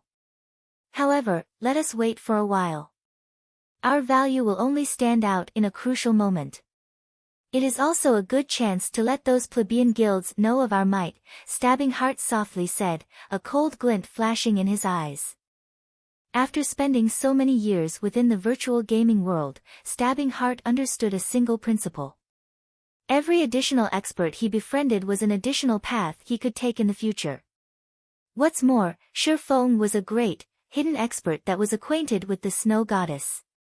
If he were to antagonize instead of befriending Shifeng, he would be digging his own grave. He would be creating a great enemy for himself in the future. Alas, a small guild was doomed to remain a small guild. After mingling about for so many years, they did not even possess the eyesight to differentiate an expert from average players. It definitely wouldn't be long before natural selection eliminated them.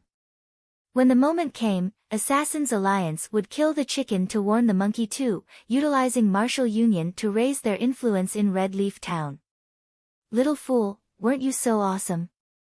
How come you're acting like a fool now? I've said before that I would return, and when that time came, it would be your time of death. If you obediently hand over 20 silver coins right now, you can continue mingling about. Otherwise, delete your account and start all over again. Standing behind Ironsword Lion, Drifting Blood watched Shifeng stand there in silence. He felt immensely pleased with himself, thinking Shifeng had become afraid. However, such a reaction was only natural. Boss Ironsword's strength was a profound mystery, and even 10 of himself would not be a match to Boss Ironsword. If a mere leisure player like Shifeng were to meet the tyrannic Boss Ironsword, he might have already been shocked dumb. Enough, Drifting Blood. I'm not an evil tyrant, nor do I wish for more trouble. These 20 silver coins can be considered as a lesson to him. I want him to know who he should and should not provoke. Ironsword Lion looked Drifting Blood in the eye, then turned towards Shifeng and proudly said, "You don't have to worry, either. I, Ironsword Lion, am a person who holds true to my words. Hand over 20 silver coins, and as long as you don't provoke martial union, we will not find trouble with you." Hearing Ironsword Lion say so, Shifeng really took out 20 silver coins from his bag. The silvery glow given off by the coins attracted people's hearts. At this crucial period of the game, 20 silver coins were extremely hard to procure, even if one spent credits to purchase them. As for taking out 20 silver coins in one go. Crap, brat, you really are rich. So, what Drifting Blood said was indeed true. How about we become friends, and I'll cover for you in the future. Anybody who provokes you will be provoking martial union. Ironsword Lion was greatly shocked at seeing the 20 silver coins, gulping down his saliva. Even he did not possess 20 silver coins right now. He did not imagine that Shifeng, a leisure player, could bring out 20 silver coins. With that much money, Ironsword Lion would have much more confidence in competing for the Glimmer chestplate forging design. When the surrounding players saw all these silver coins, their mouths all gaped wide in shock. Shifeng was truly rich. He was definitely a tycoon. Some of the upper echelons of large guilds also had their eyes turn red after seeing this scene. Ironsword Lion's luck was truly good. He was able to meet a brother tycoon just by simply searching for a player. How could it be? From afar, Stabbing Heart's expression was one of incomparable shock after witnessing Shifeng's actions. However, what Stabbing Heart was shocked about was not the amount of money. Instead, he was shocked by Shifeng's unexpected action. Even if Shifeng could not win in a fight against martial union, this place was currently a safe zone. Nobody would dare to take action in here. After leaving the town, with Shi Feng's skills, escaping was definitely not a problem. So, just why did Shi Feng compromise and offered up 20 silver coins? You wanted 20 silver coins, right? Shi Feng asked Ironsword Lion with a smile. Let's trade. Noticing that he had lost his composure, Ironsword Lion immediately turned serious. Just as everyone was watching Ironsword Lion with envy. An incomparably pitch-black longsword pierced through the pit of Ironsword Lion's stomach. Ironsword Lion's HP was instantly reduced by over 100 points. Just as the person himself wanted to resist, he had discovered many chains binding him, preventing him from even moving a muscle. Shi Feng calmly pulled the abyssal blade out from Ironsword Lion's stomach. He then followed up with a chop and an earth splitter, his sword slashing down on Ironsword Lion's body. As a result, Ironsword Lion's HP madly fell without any signs of stopping. The might of a magic weapon was incomparably shocking, even more so when coupled with a level 6 chop and a level 4 earth splitter. Killing a level 5 swordsman fully geared with bronze equipment was a truly simple matter, not to mention that Shi Feng had been the one to take the initiative and carried out a sneak attack.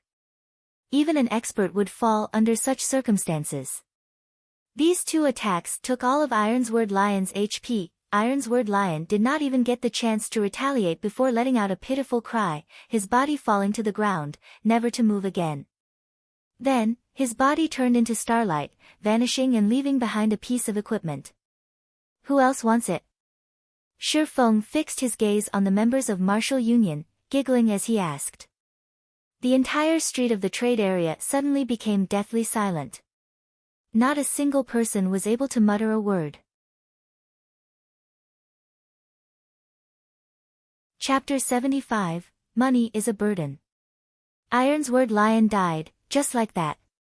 This ending was the complete opposite of everyone's expectations. From the moment Shi Feng's sword pierced Ironsword Lion's stomach to the moment of Ironsword Lion's death, everyone clearly witnessed Shi Feng's every action. However, one thing that made everyone feel odd was that Shi Feng's sword was not really that fast. From their perspective, even they could easily dodge Shi Feng's sword. So, why couldn't an expert like Ironsword Lion? Ironsword Lion died without even being able to retaliate. Could it be, did Ironsword Lion just looked impressive, but was actually a weakling? Was he just a paper tiger? However, everyone immediately denied such a silly notion in their hearts. Ironsword Lion's equipment was not fake. Him being level 5 was not fake either. He was a genuine expert. However, how could an expert fully geared in bronze equipment, whose defense and HP far outstripped the average player, be killed so easily? It was truly inconceivable. Even if an average player were to attack Ironsword Lion madly, they would need quite some time before they could kill him off. However, Ironsword Lion was taken care of by Shi Feng in only 2 moves. How horrifying of an attack power did Shi Feng possess to achieve such a feat? Thinking up to this point, everyone felt utterly defeated. What fat sheep? What tycoon? The Shi Feng before them was simply a devil wearing a human mask, giggling at them. Meanwhile, they had been completely oblivious to the truth. A cold chill suddenly flowed through their bodies, causing them to shiver. They no longer dared to look at Shi Feng's smiling face. You're despicable. Drifting Blood retreated a few steps, his trembling finger pointing at Shi Feng. Currently, Drifting Blood was facing incomparable shock in his heart. Compared to other people, he had a much greater understanding of Ironsword Lion's strength. Regarding Shi Feng's strength, he had a deep experience and fear of it. He became even more frightened now that he was targeted by Shi Feng once more. However, after having a better understanding of the situation, the place they were currently was a safe zone. What should he be afraid of? Suddenly, he laughingly said, "You're finished. Since you dared kill inside a safe zone, nobody will be able to protect you now. Just wait for the guards to come give you your sentence and lock you up." Everyone came to a sudden realization after hearing Drifting Blood say so. Previously, Shi Feng sent all of them into shock. They had actually forgotten that this place was a safe zone and there were powerful guards protecting this place. Even if Shi Feng was powerful, was he able to overpower the guards? In a moment, Shi Feng would definitely be captured by the guards, falling to a miserable end. Truly a pity. However, he is truly courageous for killing someone inside a safe zone. It would still be worthwhile, even if he were killed by the guards and sent to closed confinement.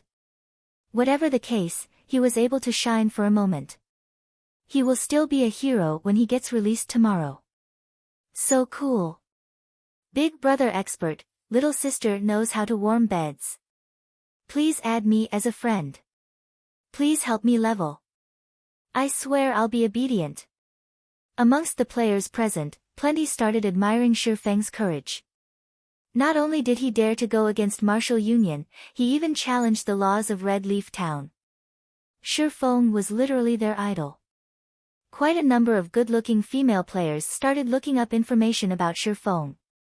Some of them had even taken the initiative to send him a friend request, wanting to get to know him. At this moment, a team of heavily armored soldiers walked over.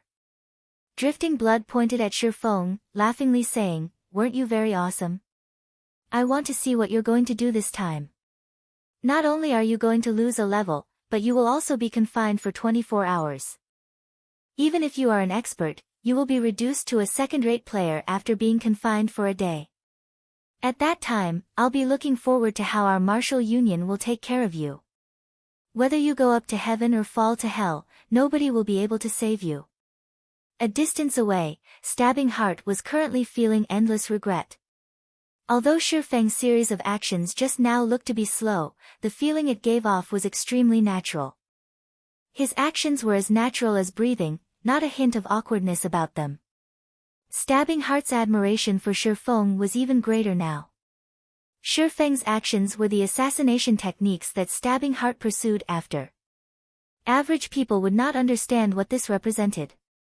However, Stabbing Heart had played plenty of virtual reality games before, and he also had experience participating in fighting competitions. Hence, he understood just how powerful Shi Feng's skills were. If it were the him of the past, Stabbing Heart would not feel anything special about Shi Feng. However, he previously had the fortune of interacting with a martial arts master. That martial arts master previously mentioned such a situation. Battling itself was just the pursuit of the simplest method of slaughter. When such a technique was mastered to the extreme, others would be unable to feel any awkwardness about it. Instead, it would give off a very natural feeling. As for those experts who had reached such a level, all of them were extremely dangerous. That was because, even if they were to stand before you with a smile, slashing a blade across your throat and you clearly witnessed it all, you would still take it as a joke. So much so that you wouldn't even feel the danger that approached you.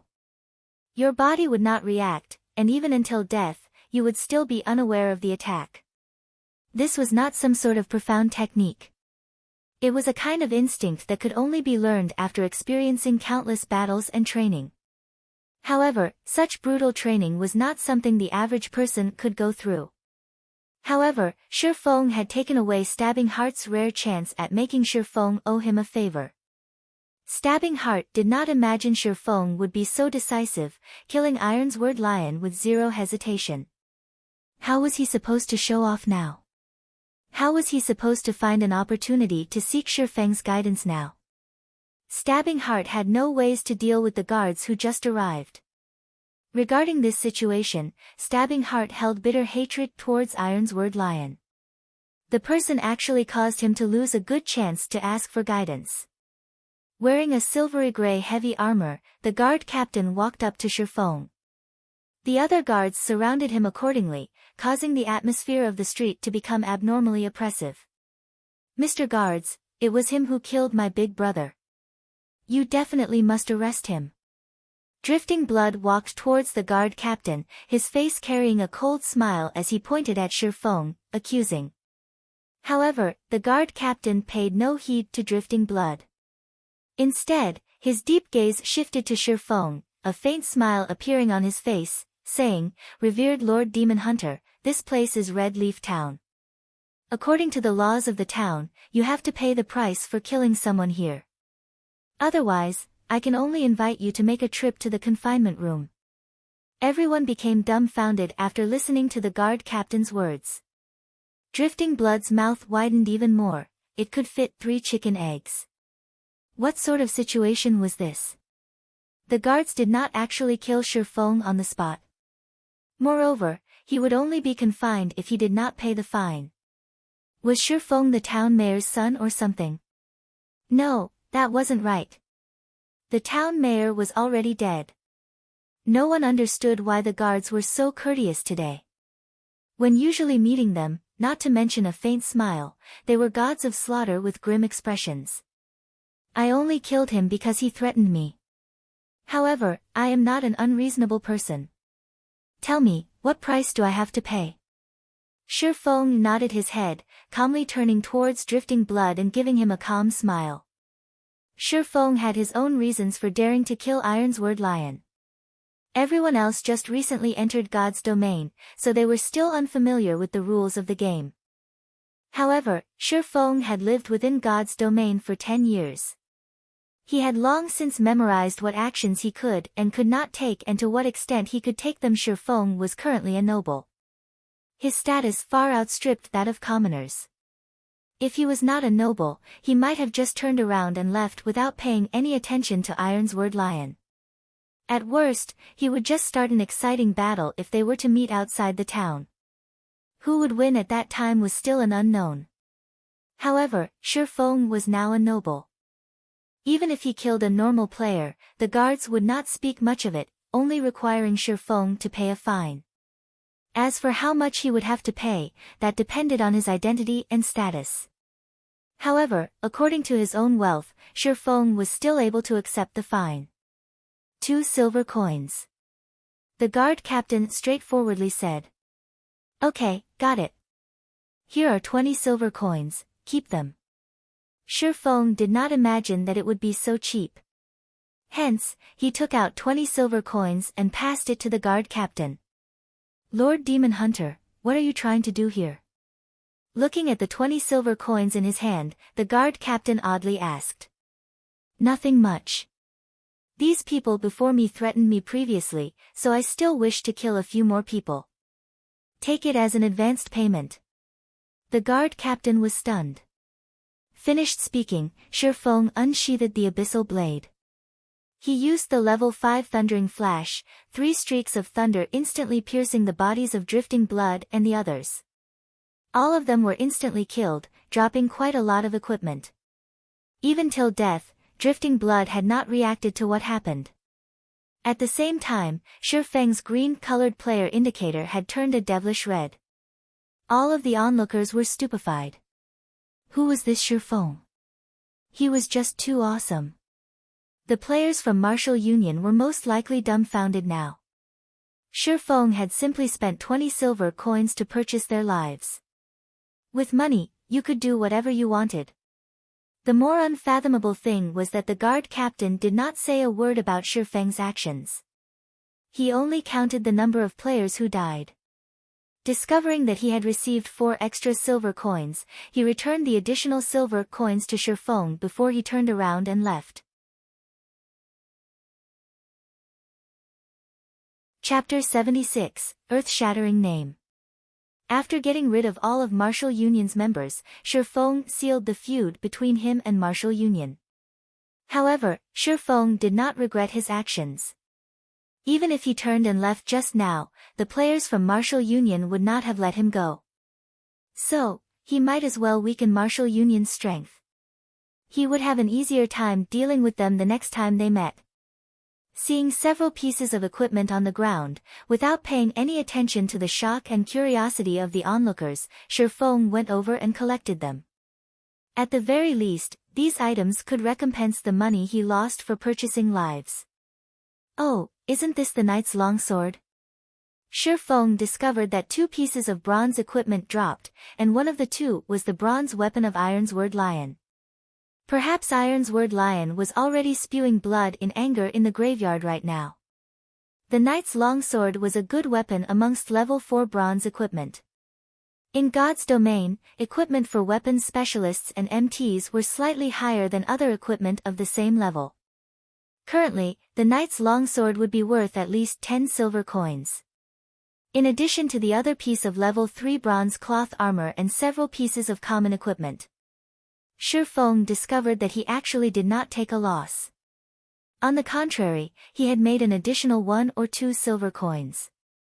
Just when Shi Feng was planning to leave, a change occurred to the gazes of the onlooking players. Greed permeated their faces. Shi Feng had easily taken care of Ironsword Lion. He even killed several elite players with a single move. Not even a ghost would believe that Shi Feng did not possess top-tier equipment. Moreover, Shi Feng was currently a red player. If a red player were killed, the penalty they received would increase. Moreover, Shi Feng had killed so many players. If he were to die, he would at least drop 3 or 4 pieces of equipment. So, what if the guards confined them for some time? Could it compare to obtaining top-tier equipment? If a noob wished to grow into an expert, having good equipment was a must. If they were to kill Shi Feng, they would have a chance at becoming an expert. So, why wouldn't they kill him, unless they were willing to remain mediocre? What? You guys are looking for trouble with me, as well? Shi Feng coldly laughed as he looked at his surroundings. It had been a while since he felt the sensation of being deep within enemy grounds. After receiving Shi Feng's cold glare, everyone inadvertently retreated. None of them dared to be the first to attack. They were all waiting for someone to attack first, then take advantage of the situation to reap benefits for themselves. All of you, get out of the way. Yi Feng is a friend of our Assassin's Alliance. Whoever looks for trouble with him, will be looking for trouble with our Assassin's Alliance. At this moment, Stabbing Heart, along with a group of over 10 subordinates, created a path through the crowd as they headed towards Shi Feng. When the players who wanted to kill Shi Feng heard Stabbing Heart, every one of them were shocked. Who actually was Shi Feng? Not only did he possess formidable strength, but the Assassin's Alliance even protected him. The Assassin's Alliance was well known throughout Red Leaf Town. It was the sole second-rate guild in Red Leaf Town, and its members could be found throughout the entire Starmoon Kingdom. However, the core strength of the Assassin's Alliance was located around the area of White River City. Other guilds could not compare to its influence.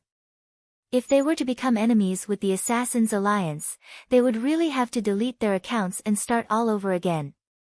That was because the Assassin's Alliance was famed for their assassinations. The feeling of being targeted by a group of assassins, just thinking about it could make a person tremble with unease. With the appearance of the Assassin's Alliance, the surrounding players no longer dared to have ideas over Shi Feng. Since they could not fish up any advantages, everyone promptly left the scene. Many thanks, Shi Feng said gratefully, looking towards Stabbing Heart. Nonsense. With Brother Yi Feng's strength, even if I didn't show up, they would still be helpless against you. I was just pushing the boat along the current. Stabbing Heart cupped his hands, saying in admiration, today, Brother Yi Feng has really widened my horizons. Even I would find it hard to kill Ironsword Lion.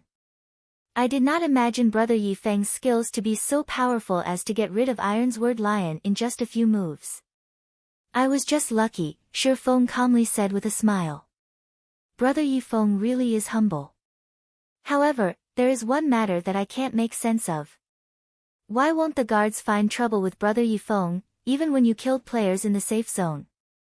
Stabbing Heart had faintly guessed the answer already, however, he still did not believe that Shi Feng could accomplish it that quickly. Nothing much. I only have such a special privilege because I just completed a quest and became a noble in Red Leaf Town. Shi Feng did not hide the truth from Stabbing Heart. He knew that he would not be able to hide it, so he might as well reveal a portion of the truth. As for the Demon Hunter title, he would still have to keep it a secret. Otherwise, it would be too eye-catching and attract unwanted trouble. Stabbing Heart's heart loudly thumped when hearing Shi Feng's explanation. His eyes stared at Shi Feng, mind-boggled. Assassin's Alliance had spent an unknown amount of effort to obtain reputation for Red Leaf Town. Yet, they only managed to obtain 10 reputation to date. Even Broken Wind, guild leader of the first-rate guild, Star River Federation, was only a first-class citizen, and there was still a long way to go before he became a noble. However, the Shifeng before him was actually a noble already. The difference between them was just too huge. Originally, Stabbing Heart already had a high estimation of Shifeng's strength. He truly did not imagine that he was still underestimating Shifeng. However, according to his memory, he was acquainted with most of the top-tier experts that used swords. Even the ones he weren't acquainted with, he had at least met before.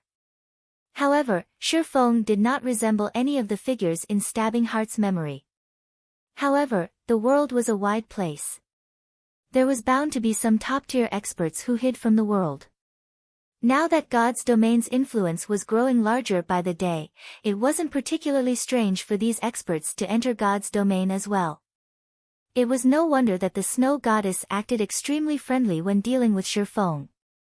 Stabbing Heart guessed that Shifeng was an extremely famous but hidden expert and that he was merely unaware of him. The earlier he tightened the connection with such hidden experts, the greater the aid it would be towards the guild's future development. Thinking of up to this point, Stabbing Heart smiled slightly. He felt his luck was good for discovering a top-tier expert like Shifeng. Shifeng, on the other hand, did not know why Stabbing Heart suddenly smiled. He took a glance at the street filled with guilds purchasing game currency, abruptly asking, "Brother Stabbing Heart, I wonder what has happened here. Why are there so many guilds trying to collect game currency?" "Oh, you don't know?" Stabbing Heart was slightly shocked, looking at Shifeng with astonished eyes. This matter had already become well known amongst the players in White River City, so how could Shifeng not know about it? Shifeng shook his head, saying, "I've been doing my quest all this time, only returning now. So, that's why. This matter has also only recently started." Stabbing Heart came to a realization. He then explained, "Not long ago, a glimmer chestplate forging design appeared on the auction house. You should know how good the attributes on the glimmer chestplate are. The usefulness of its forging design goes without saying. After all the guilds discovered its existence, all of them started competing over it. Our guild is no exception. Unfortunately, our guild's background is still slightly lacking, and Star River Federation won the forging design for 2 gold and 33 silver coins. Originally, our guild had already given up. However, it wasn't long before another glimmer chestplate forging design appeared on the auction house. That was the start of all the commotion. Every guild has started to madly collect funds, all of them wanting to bid on it. The bidding this time ended with the glimmer chestplate forging design being sold for 2 gold 51 silver coins. Nobody could have imagined that a third piece would have appeared right when many guilds were feeling disappointment. Right now, everyone is still bidding over the third piece. However, according to my estimates, the third piece will be sold at an even higher price. Only, nobody knows if there will be more of the forging designs up for auction, so I came here to collect game currency. Currently, everyone is guessing that Black Flame Forger is selling the glimmer chestplate forging designs. After all, bronze equipment forging designs aren't just cabbage, not to mention similar forging designs. Moreover, the Black Flame Forger was the one who previously sold glimmer chestplates. So, everyone inwardly understands that these forging designs are being sold anonymously by this Black Flame Forger. I have to admit that this Black Flame Forger's strategy is truly clever. Previously, he competed with hammer trading to reduce the price of glimmer chestplate. However, it turns out that his eyes were not set on the equipment, but on the current forging designs. Hammer trading, who had competed with the Black Flame Forger, had thoroughly become insane as well. Although he declared that he would compete with the Black Flame Forger until one of them went broke, unfortunately for him, the Black Flame Forger no longer paid any attention to him. Currently, a lot of people wish to get in touch with the Black Flame Forger. Unfortunately, there is no way to contact that person. The snow goddess of Ouroboros even posted a thread on the forums, asking the Black Flame Forger to contact her. She wants to discuss the matters of cooperation and wants him to state his price without hesitation. With this, the Black Flame Forger had thoroughly become famous. Aside from White River City, the entire Star Moon Kingdom is currently discussing the Black Flame Forger. He is currently acknowledged as the #1 forger in all of Star Moon Kingdom. Stabbing Heart felt deep regret as he spoke, his expression revealed reverence towards the Black Flame Forger. So, that's it. I wonder if Brother Stabbing Heart would be interested in purchasing the Glimmer chestplate forging design. Shifeng casually asked Stabbing Heart, after having a general grasp of the situation. Chapter 77, Adding Fuel to the Fire. Although Shifeng only casually asked, Stabbing Heart's head, however, abruptly spun, his eyes looking at Shifeng with anticipation. With an excited expression on his face, he asked, could it be? Brother Yifeng, you have the Glimmer chestplate forging design? Currently, forging designs for bronze equipment were madly fought over by the large guilds, all of them competing with the depth of their financial backing. Nobody could firmly say the remaining number of Glimmer chestplate forging designs that would be sold. Maybe the first-rate guilds would buy up all the forging designs, second-rate guilds' chance to obtain one might never come. If he could obtain a forging design for a bronze equipment right now, then the Assassins' Alliance could stay a step ahead of the other second-rate guilds. They would be able to create a great reputation for themselves and make a large profit. At that time, they would have a greater chance when competing over White River City. However, Shifeng simply shook his head. Stabbing Heart's excited mood was suddenly extinguished, becoming downhearted. However, after he gave it some thought, aside from the Black Flame Forger and Hammer Trading, there had yet to be a third player who could bring out a forging design. After all, such an item depended on luck to obtain it. Didn't you want to bid for the Glimmer chestplate? I can lend you some money, Shifeng said in an unhurried tone. Realization struck Stabbing Heart. Shifeng indeed was very rich. It was obvious that he had considerable possessions from the way he was able to take out 20 silver coins without effort. However, compared to those first-rate guilds, the difference was still far too great. It would be amazing if Shifeng had 30 to 40 silver coins. Hence, Stabbing Heart said with a sigh, Brother Yifeng, it's not that I don't believe you, but the Glimmer chestplate forging design's price is just too high. Just 20 or 30 silver coins won't be very useful. Oh, then how much do you need to bid for it? Shifeng confidently asked. Although Shifeng did not know how much was needed to bid for the forging design, he had over 4 gold coins that he obtained from the 2 forging designs that were sold. The money from these 2 items had already been deposited in his bag, so he was certain he would be able to bid for the 3rd Glimmer chestplate forging design successfully. He could also make Stabbing Heart owe him a favor by doing so. In any case, these coins would still end up in his hands. Why would he be against this decision? The results of the Glimmer chestplate forging design far surpassed Shifeng's expectations. With this many guilds going all out, competing for the forging design, it was no wonder there was a game currency shortage, causing the price to soar. However, this situation was a very good news to Shifeng. If Shifeng did not add fuel to the fire right now, he would not be doing his long period of arduous effort any justice.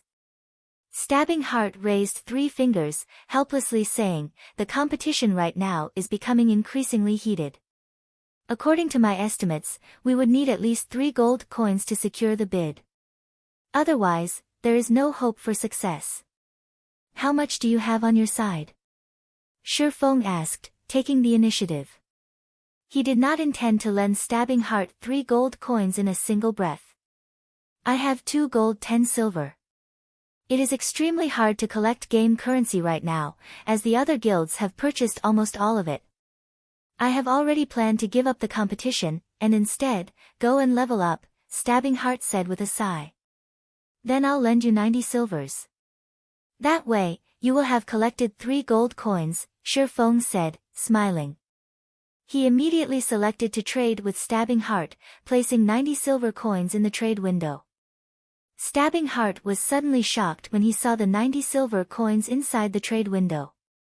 He did not imagine Shi Feng would possess that much money. Also, Shi Feng had also spent over 10 silver coins just now. Didn't that mean that Shi Feng had at least 1 gold coin on his person? If the Assassins' Alliance did not put all their efforts into collecting funds, then the guild's fluid funds would be similar to the amount Shi Feng possessed. However, they were a second-rate guild, and their guild members numbered over 20,000. They also had a specialized 500-man money farming team. Meanwhile, the money Shi Feng had earned, alone, was actually more or less the same as their guild. Brother Yi Feng, thank you, truly. I will repay this favor in the future. Stabbing Heart excitedly exclaimed, however, I can't just let brother take a loss. Tomorrow, I will definitely return 1 gold coin to you. Currently, the game currency of God's domain was extremely precious, especially in this period where forging designs were being competed over.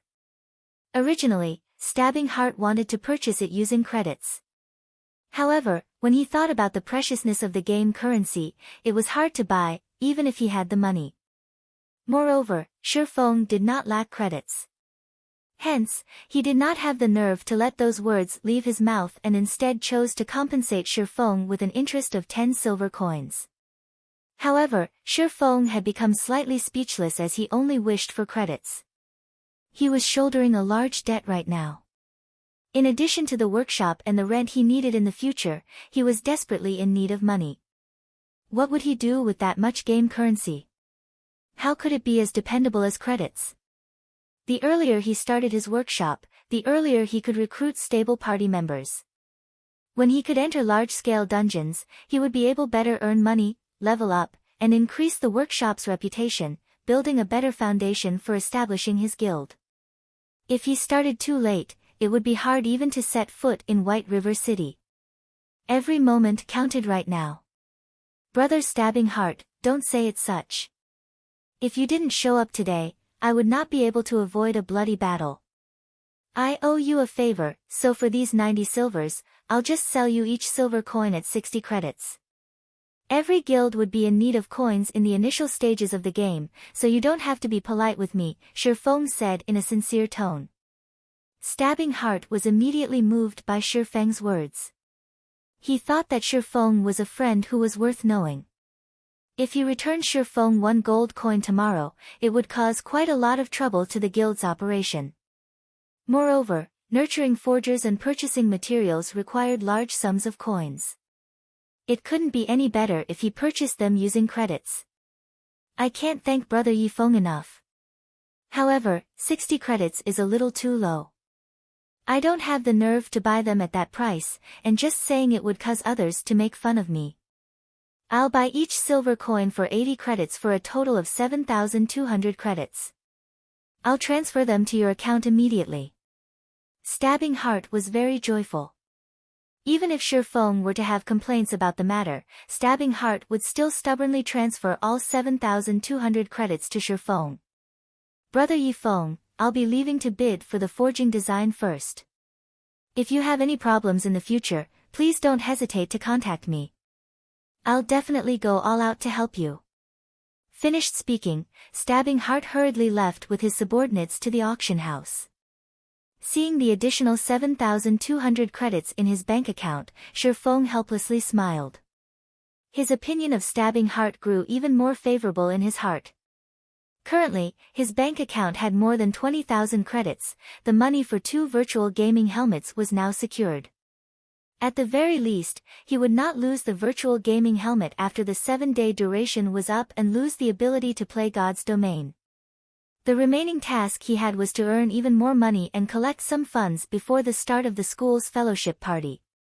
Who knew, he might obtain a great chance at the fellowship party, building an unshakable foundation for his workshop. In Shi Feng's previous life, Shadow had obtained a big chance at the fellowship party. It was precisely because of this chance that allowed Shadow Workshop's strength to greatly increase, giving them the confidence to compete with other third-rate guilds over controlling rights for White River City. In this life, Since he was to attend the fellowship party, he would not let go of this great opportunity, naturally. He would compete for as much as he could. Following which, Shi Feng looked for a hotel and rented a guest room there. In Red Leaf Town, the red name above his head was too eye-catching. If he did not look for a way to deal with it, his every action would attract the attention of surrounding players. I never thought I would have to use this item this quickly. Shi Feng took out the demon mask from his bag. He could not help but shake his head and laugh. If he did not have this item, he really would have a difficult time solving the matter of his red name. After wearing the demon mask, Shi Feng adjusted his facial appearance. His new appearance was very different from his original self. At the same time, his red name also turned green. If others did not possess a high-leveled observation skill, they would not be able to see through his disguise. After confirming that there were no problems, Shi Feng placed his remaining 3 gold coins onto the virtual trade center. Each silver coin was sold for 80 credits. Based on the current level of competition, as long as the Assassins' Alliance successfully bid for the forging design, those first-rate guilds and other second-rate guilds would most likely be unable to sit tight. The competition then would be more insane than now.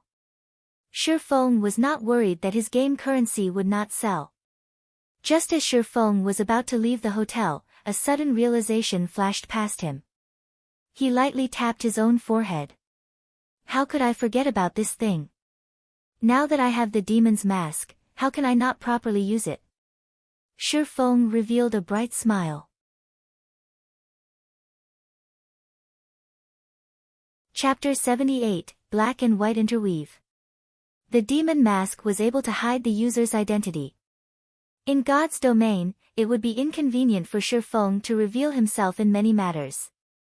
However, with the demon mask, he would be able to have another identity to move about in the darkness, carrying out many tasks that he, himself, could not do. And right now was one such time.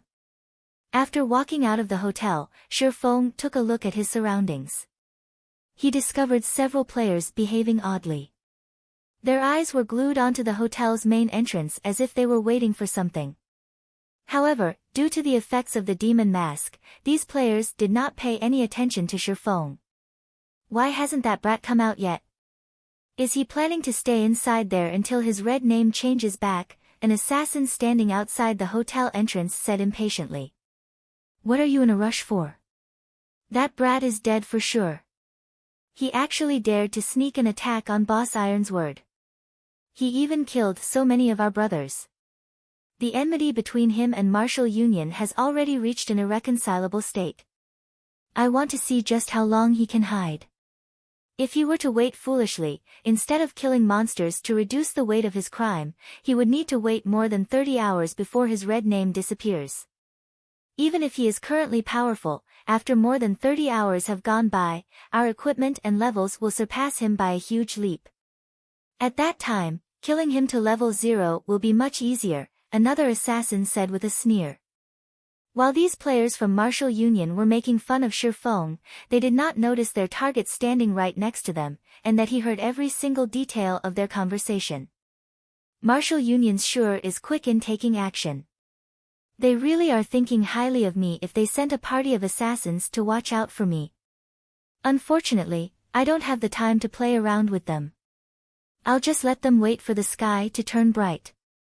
Shi Feng had long since guessed that Ironsword Lion would not let him go. After all, Shi Feng had crossed paths with Ironsword Lion many times in his previous life. He had a very good understanding of Ironsword Lion's personality. Ironsword Lion would definitely want revenge. Even if he had to pay a great price, as long as he was able to obtain revenge, he would definitely do it. Moreover, he would repay it hundreds to thousands of times over. If one were to put it nicely, Ironsword Lion was a simple man. If one were to put it badly, however, Ironsword Lion was a person with a one-track mind. Others could easily discern his thoughts. Following which, Shi Feng departed from the hotel with a carefree attitude. Meanwhile, the party of assassins was still foolishly waiting in front of the hotel's entrance. They were jeering at Shi Feng's cowardice, only daring to hide inside the hotel. In the end, death would still be awaiting him. At the trade area, a sea of people crowded in front of the auction house. Shifeng could not even squeeze himself inside to purchase materials.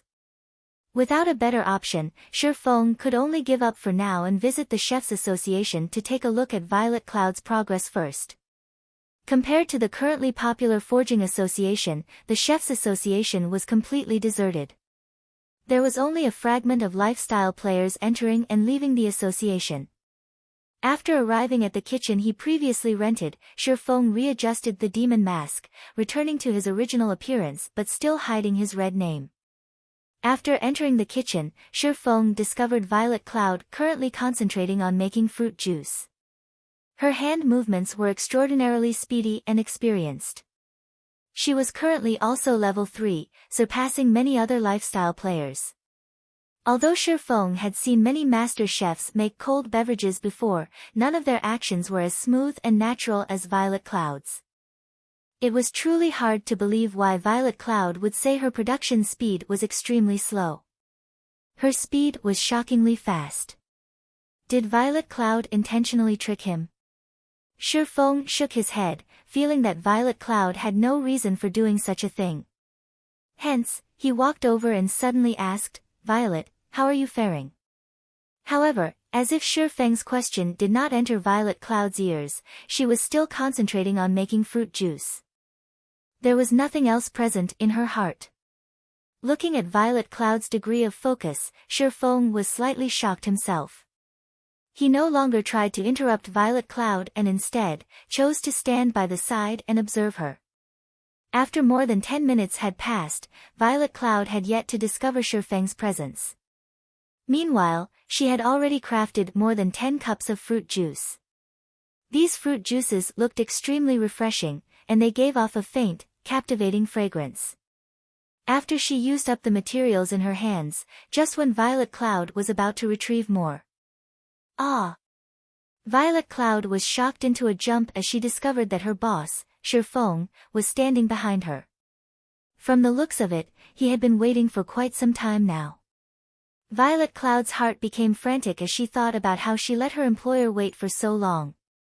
Lowering her head, she said in a nervous tone, "Sir, have you completed the 900 cups of fruit juice?" Shifeng asked with a smile. Shifeng's evaluation of Violet Cloud had greatly risen as of this moment. The more focused someone was when doing something, the greater the efficiency. It was also easier for them to overcome difficulties. However, not everyone was able to constantly maintain a high degree of focus, just like how a student's thoughts would wander after studying for a long period of time, or become absent-minded after listening to the teacher's lecture for some time. However, Violet Cloud possessed extraordinary focus. When carrying out a task, her efficiency would definitely increase by several folds, doing half the work for double the effect. It was no wonder why she was able to become a cleric god in the end. Even if she were not a cleric, and instead played some other job, her achievements would most likely still be great. And they're all done. However, I obtained a realization when I was making them before. After spending a lot of materials, I created a new fruit juice. You won't blame me for it, right, sir? Violet Cloud said, slightly afraid. After all, she did not carry out her task according to Shifeng's requirements. After completing the 900 cups of fruit juice, she went on to concoct other recipes. Shifeng involuntarily laughed. Looking at the hundreds of cups of fruit juice on the table, he encouragingly said, "Why would I blame you? More than that, I want to reward you. With the new fruit juice, I will have greater confidence in carrying out that task of mine. Here are 3 silver coins as your reward. I hope that you can bring forth many new creations in the future. As for your share in the sales of these fruit juices, I'll give it to you after I sell them. As for the fruit juices, you no longer need to make them for now. Afterward, focus on making the wolf meat dishes. I still have a great use for them." Currently, players did not regard wolf meat as precious. However, after it was turned into a wolf meat dish, its price could be increased over 10 times. Such an increase was due to the fact that after consuming the wolf meat dish, every job would have their main attributes increased by 5 points, and its duration was 1 hour. Such an increase was extremely attractive to a majority of the players. The increase was equivalent to gaining another level, and with it, they would be able to kill monsters much more quickly. Only, after taking the manufacturing costs into account, most of the current chef players did not pay much attention to dishes with such high costs. However, by the time they did pay attention, they would have already missed a huge opportunity. Thank you, sir. I will definitely complete my task. Excitement and appreciation filled Violet Cloud's face after she received the 3 silver coins. She felt she was truly lucky for being able to meet Shifeng. Otherwise, she would still have to conduct sales out in the streets, only to end up selling just a few cups. Even if she were to strive for an entire week, she would not be able to earn 3 silver coins. Yet, she had such an amount with just a day's effort, following which, Shifeng stored all the fruit juices in his bag. There were more than 1,700 cups of them, and if each cup were sold at 1 copper coin, then that would sum up to 17 silver coins. To an average player, it was definitely a huge sum of money.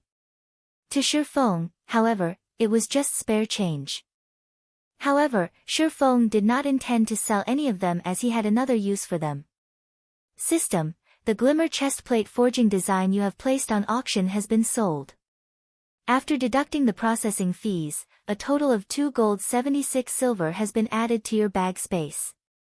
Has Assassin's Alliance won the bid already? Shifeng called out the official forums. Just as expected, the Assassin's Alliance posted a thread, widely advertising the forging design they successfully bid on and taking the chance to increase their fame and influence. After all, being able to purchase a forging design indicated the guild's background. This would cause many leisure players to reconsider their estimates of the Assassin's Alliance's strength. Violet, if you wish to convert your coins to credits, wait for another hour or 2 before registering them on the virtual trade center. That way, you will be able to obtain a higher price, Shifeng reminded Violet Cloud after some thought. Violet Cloud obediently nodded her head.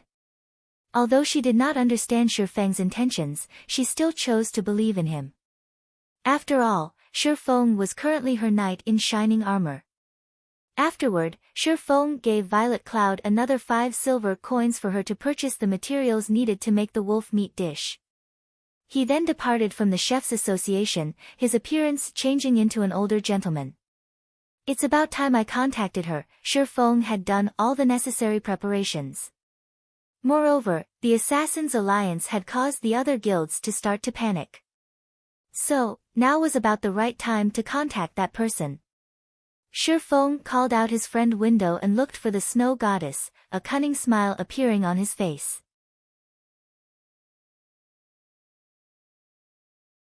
Chapter 79, Mysterious Black Flame.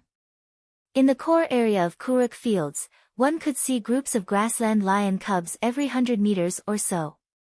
If a party's positioning were slightly off, they would attract tens of grassland lion cubs towards them.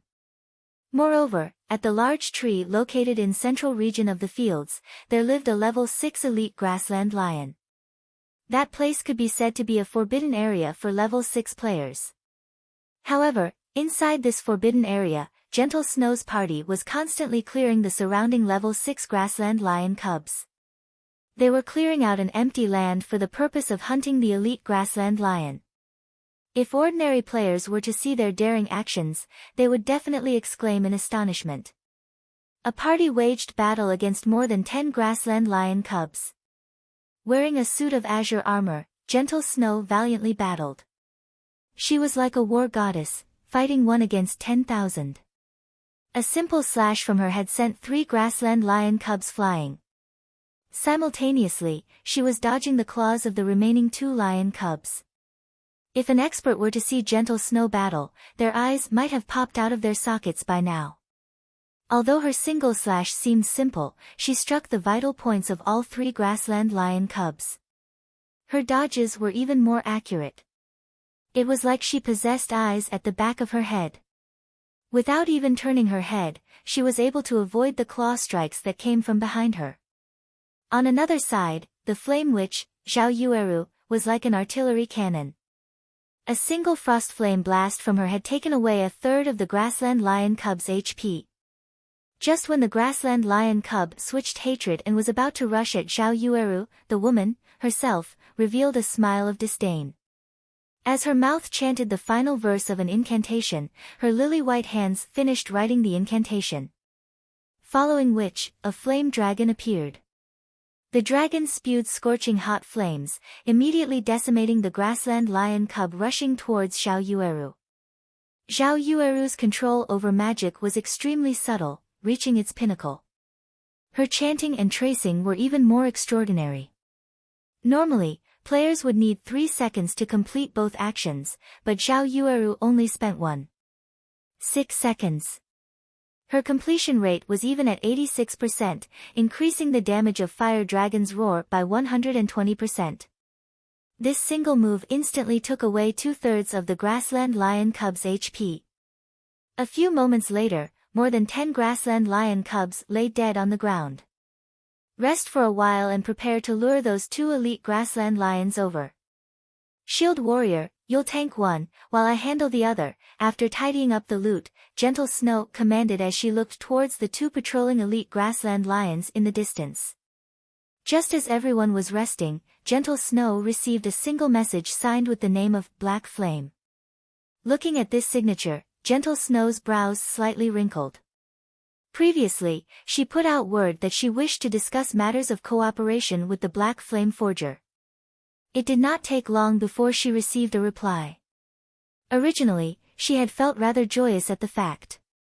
However, a few moments later, she received another pile of similar messages. All of them claiming themselves to be the Black Flame Forger. However, after undergoing a simple questioning and identification, she discovered that all of these players were fakes. Every one of them wanted to swindle some money from her. Snow, is it another harassing message?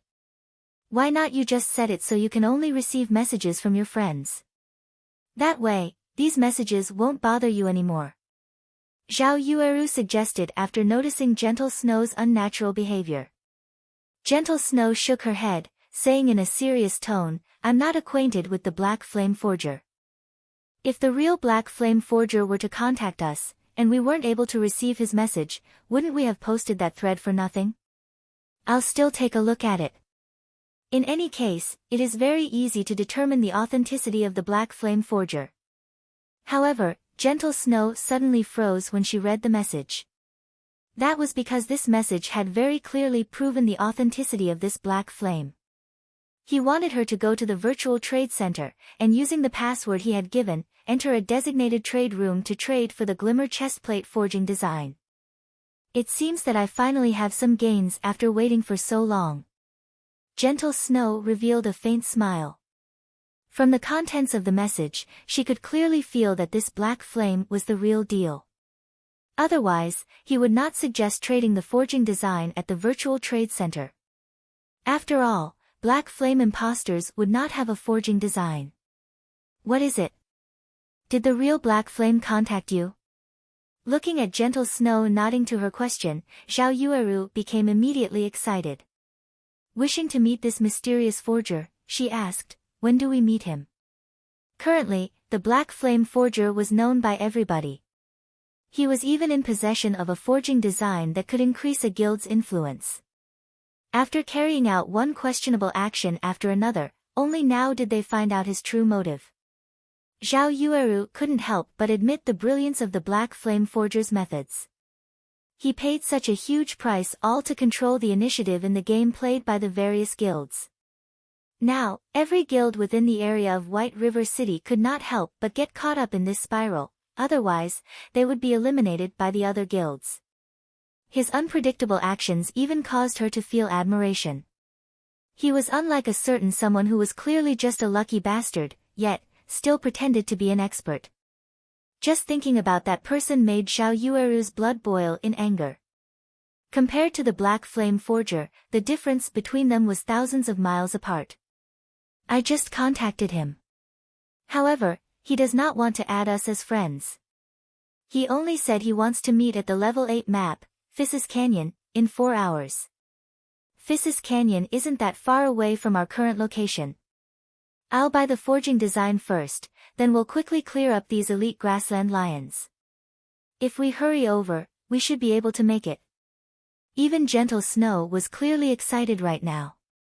There were so many first-rate guilds in Star Moon Kingdom, yet, she didn't imagine that the Black Flame Forger would actually be willing to cooperate with them. She couldn't help but admit that they were extremely lucky, or maybe that Black Flame had some other plans. In any case, she wouldn't be able to see through the thoughts of this Black Flame. Great. Then let's hurry. If we make him wait too long, it would be terrible if he didn't want to meet us anymore. Xiao Yueru abruptly stood up, excitedly saying so. Look at you in such a hurry. We still have time. Gentle Snow rolled her eyes at Xiao Yueru. She did not imagine that Xiao Yueru would be so interested in Black Flame. Normally, she would not be as enthusiastic towards other people she met. Meanwhile, Shifeng, the target of Gentle Snow and Xiao Yueru's conversation, had already departed from Red Leaf Town. He was running towards the White Sand Ruins. The White Sand Ruins was a level 10 monster area. It was also one of the must-come leveling areas for players of Red Leaf Town and several other nearby towns. That was because the quests available here were very numerous. Amongst them, there was no lack of guild quests and reputation quests. There were even 2 unique quests here. The rewards for these 2 unique quests were extremely bountiful, and they would bring plenty of benefits to Shifeng when he officially entered White River City in the future. Hence why Shifeng was running to the White Sand Ruins. Just as Shifeng arrived at a sea of white sand, a message from Gentle Snow arrived. The message stated that they had to delay the meeting time by an hour suddenly, and as a compensation, aside from buying the forging design at price of 24,000 credits, they would give him an additional 20,000 credits. Their wealth was practically overbearing. Shifeng did not really mind the delay in time. In any case, he also needed quite some time to complete the quests here. Meanwhile, 20,000 credits was 2 months' worth of salary of a gold-collar worker. Gentle Snow used it as compensation for being late. Moreover, this was only the start of the business between them, yet, he had already earned more than 40,000 credits. He could not help but admit that there were many benefits for working with a person like Gentle Snow, especially when the person herself was not lacking money. Even the rich from other virtual reality games could not compete with her. Following which, based on his memories, Shifeng searched for a secret path in the White Sand Ruins. After walking this path for nearly half an hour, he caught sight of a bunker buried in the white sand. 2 level 10 elite black steel dwarves guarded the bunker's entrance. One of the 2 unique quests, Steel Fortress Barrutia, could be found inside this bunker.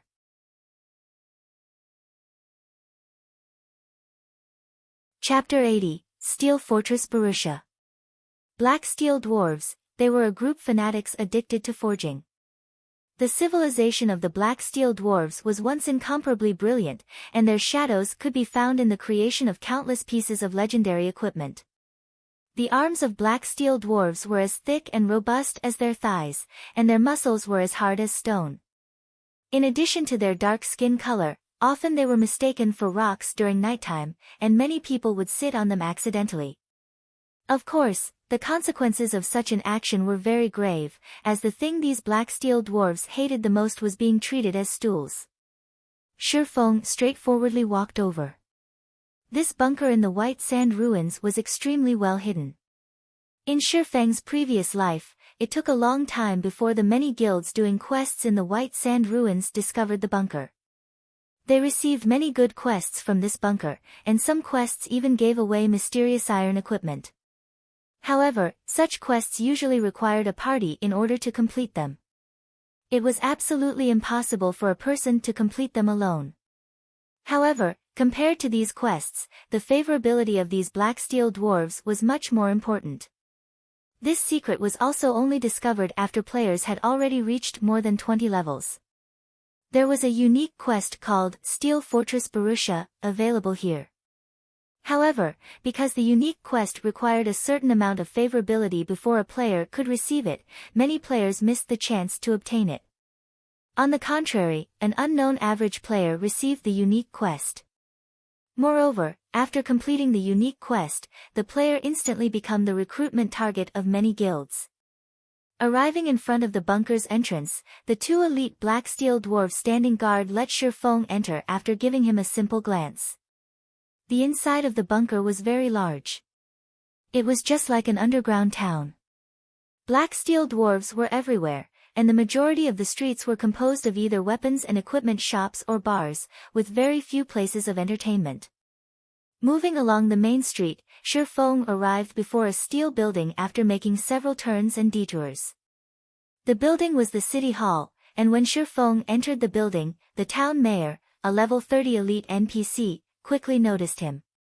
As it has been a long time since any outsiders entered this small town, the mayor happily went up to welcome Shifeng. "Hello, adventurer. Welcome to Stonemer Town. I am Blackbeard, the town mayor." Blackbeard warmly said. "Hello, Lord Mayor. It is my first time coming here, so I wonder if I could be of any use to you." Shifeng performed respectfully, as such actions would give NPCs a more favorable opinion of him. Blackbeard caressed his thick beard. After thinking for a while, he said, "Adventurer, our small town indeed needs help.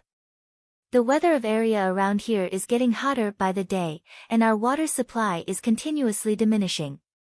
As a result, it is getting harder for the inhabitants to live in this small town. I will pay a sufficient price, so I hope you can help us obtain a large water supply or something that can help with the heat." "System, do you wish to accept the quest, Blackbeard's request?" Shifeng revealed a faint smile. He was here exactly because of this. "I will be happy to help," Shifeng responded. The most important thing in Rockhammer Town was the town mayor's favorability. However, the town mayor's favorability was not that easy to obtain. That was because the quest he gave was not easy to complete. Moreover, the rewards of the quest were few, causing many players to give up on grinding for the town mayor's favorability. System, quest, Blackbeard's request, accepted. Offer 100 bags of clear water or 5 cups of cold beverage to the town mayor Blackbeard. Following which, Shifeng retrieved the fruit juice he had prepared. For every 5 cups of fruit juice Shifeng offered, he could obtain 2 copper coins, an increase of 1 point to Blackbeard's favorability, and 100 EXP. To a level 8 to 9 player, 100 EXP could be considered negligible. Just by simply killing a level 10 common monster, they would be able to obtain over 200 EXP. Moreover, 100 bags of clear water were sold for 5 copper coins in other towns, and 5 cups of the cheapest kind of cold beverage would similarly cost 5 copper coins. After deducting the cost, that meant that players would be spending 3 copper coins in exchange for 100 EXP. Only a lunatic would be willing to do such a thing. However, Shifeng was very willing. To his current level, 100 EXP was not a small amount.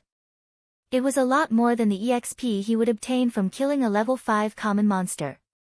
Following which, Shifeng handed over fruit juices without stop. After he handed over 1,000 cups of fruit juice, he obtained a total of 400 copper coins and 200 points of favorability.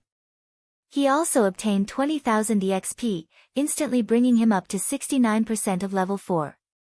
He had risen so much just within 10 short minutes. It was literally faster than grinding on level 10 elite monsters. After his favorability reached 200 points, Shifeng started asking Blackbeard about the unique quest. However, Blackbeard remained silent, his eyes darting about, pretending to know nothing about the quest. As expected, my favorability is still not high enough. Shifeng had more or less expected such a result. Hence, he brought out Violet Cloud's new type of fruit juice. "Lord Mayor, what do you think about this kind of fruit juice?" After seeing this new fruit juice, Blackbeard took it in his hands and gave it a whiff. Suddenly, both his eyes shone as he excitedly said, "This cup completely surpasses the previous 5 cups. Adventurer, I wonder how many of these do you have? I am willing to pay an extra 1 copper coin to purchase it. Shi Feng couldn't help but be stunned when he saw Blackbeard's extremely satisfied expression. He did not imagine that Violet Cloud's craftsmanship would be so good as to tempt even an NPC into willingly to concede. Such a situation was very rarely seen in God's domain. Since Blackbeard liked the new fruit juice, Shi Feng naturally continued the transaction without stop. He had a total of 750 cups of the new type of fruit juice. Every cup earned him 3 copper coins, 1 point of favorability, and 100 EXP. It could be seen just how much Blackbeard loved this item. In such a way, Shi Feng easily received 2,250 coppers and 750 points of favorability. He also received 75,000 EXP, instantly bringing him to 46% of level 5. His leveling speed was like a rocket. Unfortunately, making the new type of fruit juice required a lot of time. Moreover, Violet Cloud still had other matters to tend to. Otherwise, Shi Feng really wanted Violet Cloud to make up to 10,000 cups for him, instantly rushing to level 10 and over. With 950 points of favorability, the town mayor Blackbeard finally opened his mouth. Moreover, he did not hide any secrets this time. He was treating Shi Feng like his close friend. Shi Feng had even received the Stonehammer key, which had not been mentioned by the player in his previous life. System, Unique Quest, Steel Fortress Barrutia, accepted. Player is required to go to Phissis Canyon to look for the fallen Steel Fortress Barrutia and obtain the Titan's heart from within it. Town Mayor Blackbeard will provide an extremely bountiful reward for it. With such a high amount of favorability, Shi Feng could also purchase forging designs from Blackbeard. Shi Feng was shocked after taking a rough look at the available items. There were a total of 10 forging designs for sale, 5 of them were common equipment forging designs, 3 of them were bronze equipment forging designs, 1 of them was a mysterious iron weapon forging design, and the last was a mysterious iron equipment forging design. Blackbeard must have even taken out his inheritance with this. These forging designs were all for level 8 to level 10 equipment. However, the bronze equipment forging designs were sold for 60 silver coins each, while the mysterious iron ranked forging designs were sold for up to 1 gold and 50 silver coins. Even if an average player were to discover them, they would definitely be unable to purchase them. Fortunately, this time around, Shi Feng had sold another 3 pieces of the glimmer chestplate forging design. The money he possessed increased by more than 9 gold coins once more. Otherwise, even he could only look at the items with envy. Lord Mayor, these 3 bronze-ranked forging designs and 2 mysterious iron-ranked forging designs, I want all of them. Shi Feng simply handed over 4 gold 80 silver. Unfortunately, these forging designs were bound upon purchase. Otherwise, he would be able to earn at least double or triple the amount just from reselling them. The weakest amongst these forging designs was a level 8 bronze equipment. However, even that would bring about an unimaginable improvement to the current guilds. After all, the current highest-leveled players were just nearing level 6, while a large majority of the players were still using level 1 or level 2 common equipment. Just imagining when everyone rose to level 8 and every member of a party possessed a piece of level 8 bronze equipment was frightening.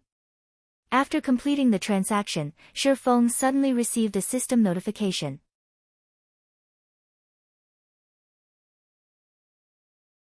Chapter 81, Equipment Improvement. Shi Feng was shocked after reading the system notification. Blackbeard's favorability of him rose to 1,000 points, reaching the level of revered. System, congratulations. You are the first player to achieve revered favorability with an NPC.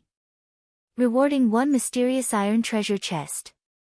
Luck really can't be stopped once it comes. I wonder what items will come out. Shi Feng impatiently opened the refined mysterious iron treasure chest. Inside the treasure chest, there was a piece of equipment and an ornament. Dark Pursuer's Cape, Secret Silver Rank. Equipment requirement, Agility 70. Defense plus 20. Strength plus 4, Agility plus 8, endurance +4. Movement speed +2. Evasion +6. Additional ability, Silent Steps, allows the user to arrive at the target's back silently. Maximum range of 40 yards. Cooldown, 3 minutes. Interpreter's Pendant, Mysterious Iron rank. Level 7. Equipment requirement, Intelligence 30. Intelligence +6, Endurance +2. Magic damage increased by 5%. In the current times, these two pieces of equipment could be considered extremely rare. It was especially true for the Dark Pursuer's cape. The cape was well suited for weapons specialists, and it would definitely increase their strength when equipped. Meanwhile, Silent Steps was an ability similar to the instantaneous movement of mages and shadow steps of assassins. It was equipment meant for PK. The Interpreter's Pendant was even more of a top-tier ornament. Just based on the 5% increase in magic damage alone, mages could continue wearing the pendant until level 20 without falling behind in the slightest. Let's give this ornament to Blackie. After some thought, Shifeng deemed that Blackie was most reliable person right now, and he was also a mage. As for the cape, he was currently unable to equip it. Its requirement of 70 agility was just too high. At the very least, Shifeng needed to be level 10 before he could equip it. Looking at the equipment, Shifeng suddenly recalled that he was already level 5. Just by relying on the Abyssal Blade's attributes, in addition to adding his 6 free attribute points into strength, he was now able to equip the Silvermoon set equipment. Just at level 5, Shifeng was able to equip the best set equipment for swordsmen under level 10. His overall attributes were literally without rival, and the quests he would do later on would become much easier. Hence, Shifeng added all his free attribute points into strength and equipped the 5 Silvermoon set pieces. Also, now that Shifeng was level 5, the swordsman's dual-wielding talent had activated. Shifeng was now able to wield 2 one-handed swords. Shifeng then took out the secret silver-ranked Crimson Blade, equipping it on his subarm. After completely equipping himself, Shifeng was shocked when he took a look at his own attributes. There were very, very few players with attributes like his in all of God's domain. Not to mention the set effects on the Silvermoon set equipment. Effect 1, Attack Power +15, Defense +30. Effect 2, HP increased by 10%, Life Shield, Tier 2 after activating, creates a life shield that absorbs 60% of the damage received, with 500 maximum damage absorbed. Effect 3, Damage received reduced by 10%, Attack Speed increased by 10%. Shifeng's HP was now close to 1000 points. With these 3 effects, he was even tankier than an MT. His damage output had received an even larger improvement. Wearing a suit of silvery white armor, the pitch-black abyssal blade hanging on one side of his waist while the bloody red crimson blade hung on the other, Shifeng was like a hero that traveling around the world. There was still some time before the meeting with Gentle Snow, so Shifeng received 2 advanced quests from Hammerstone Town. They were all quests requiring him to kill level 10 twin-headed snakes. The quests required 20 snake galls and 30 venomous fangs. After completing the quests, Shifeng would be able to obtain rare ore and forging materials. These materials were all needed to make the mysterious iron equipment and weapon, and normally, they were extremely hard to find. After jogging for over 20 minutes, Shifeng finally arrived at an oasis in the white sand desert. There was a group of twin-headed snakes circling nearby. Twin-headed snake, common rank. Level 10. HP 950/950. Although the twin-headed snakes had low HP, an average level 10 player would not be capable of going solo against them. Normally, they would need help to take these monsters on. Monsters in God's domain would have a qualitative change once they reach level 10. Their attack patterns were extremely flexible, and they knew how to defend against attacks. These were traits you would not find in common monsters below level 10. Without plenty of battle experience, average players would find it very hard to block or evade their attacks. Apart from this, Their attacks would carry an additional special skill, and a slight slip in attention would cost players their lives. As for the twin-headed snake's attack pattern, it would usually attack with one of its heads, while defending with the other. Because of this, a solo player would find it hard to deal damage. In addition to the fatal Fang skill it possessed, as long as it bit a player, they would be poisoned and lose 50 HP every second for 15 seconds. If they did not dispel the poison, an average player would practically lose their lives to it. Shifeng slowly closed in on the twin-headed snakes.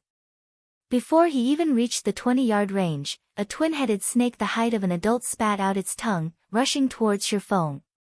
Since he had been discovered, Shifeng took the initiative to rush over as well. Wind Blade. The abyssal blade transformed into a black streak of light, piercing towards the vital point of the twin-headed snake. The snake reacted extremely quickly, one of its heads immediately bit down on the abyssal blade, preventing the abyssal blade from moving a single inch. Meanwhile, its other head opened its mouth widely, its sharp venomous fangs leaking a bluish-green poison as it bit at Shifeng.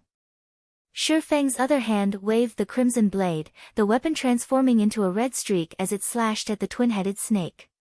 Pang!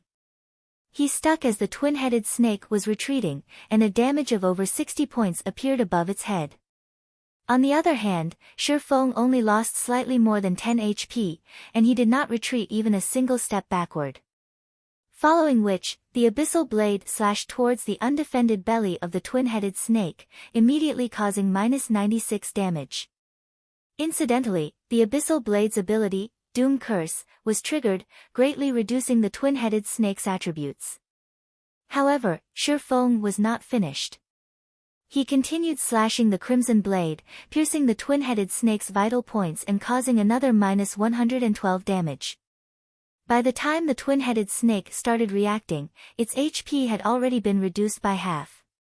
When one of the snake heads bit at Shifeng, he dodged to a side, and his foot stomped on the ground, pushing him forward. His actions caught the other snake head by surprise, rendering it unable to attack or defend. Double chop. The abyssal blade and crimson blade pierced deeply into the twin-headed snake's abdomen. Shifeng then abruptly pulled on them, slashing apart the twin-headed snake's body and leaving 2 long gashes. 2 damages appeared above the twin-headed snake's head, -156 and -132. In addition, the snake also received a bleeding debuff. The twin-headed snake still wished to retaliate. However, before it could reach Shifeng, it bled itself to death. System, Level 10 Twin-Headed Snake killed. Level difference of 5. EXP obtained increased by 500%. Obtained 1000 EXP.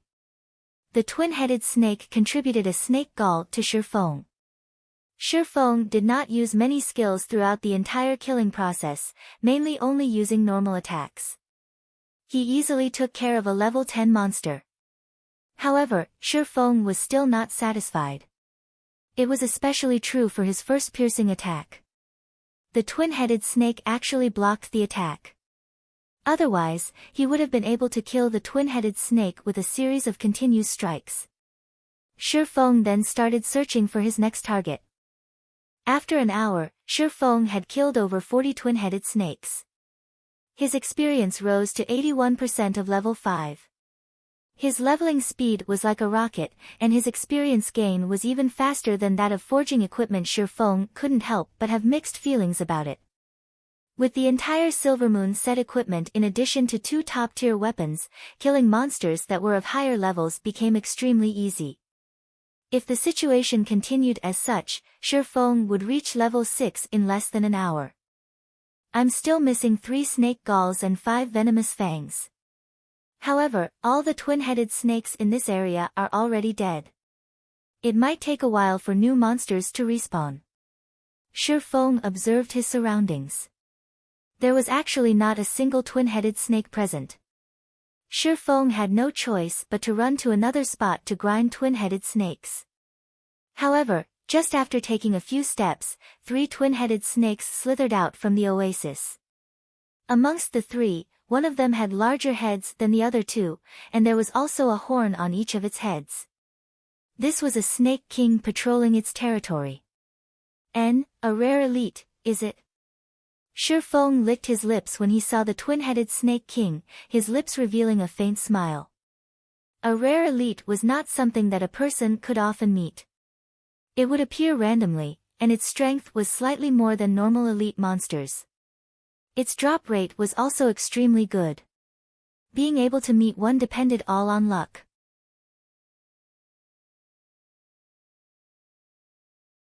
Chapter 82, Killing the Twin-Headed Snake King.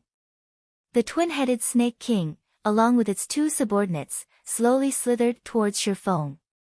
However, it did not discover Shifeng's existence. Its tail calmly swayed, and its head proudly raised as it overlooked its own territory. Meanwhile, the two normal twin-headed snakes were closely following the Snake King. They did not act proudly like the Snake King, but more like bodyguards, their chilling gazes sweeping across their surroundings. As long as there were any signs of activity, they would immediately become their king's sharp swords, killing all enemies that were harmful to their king.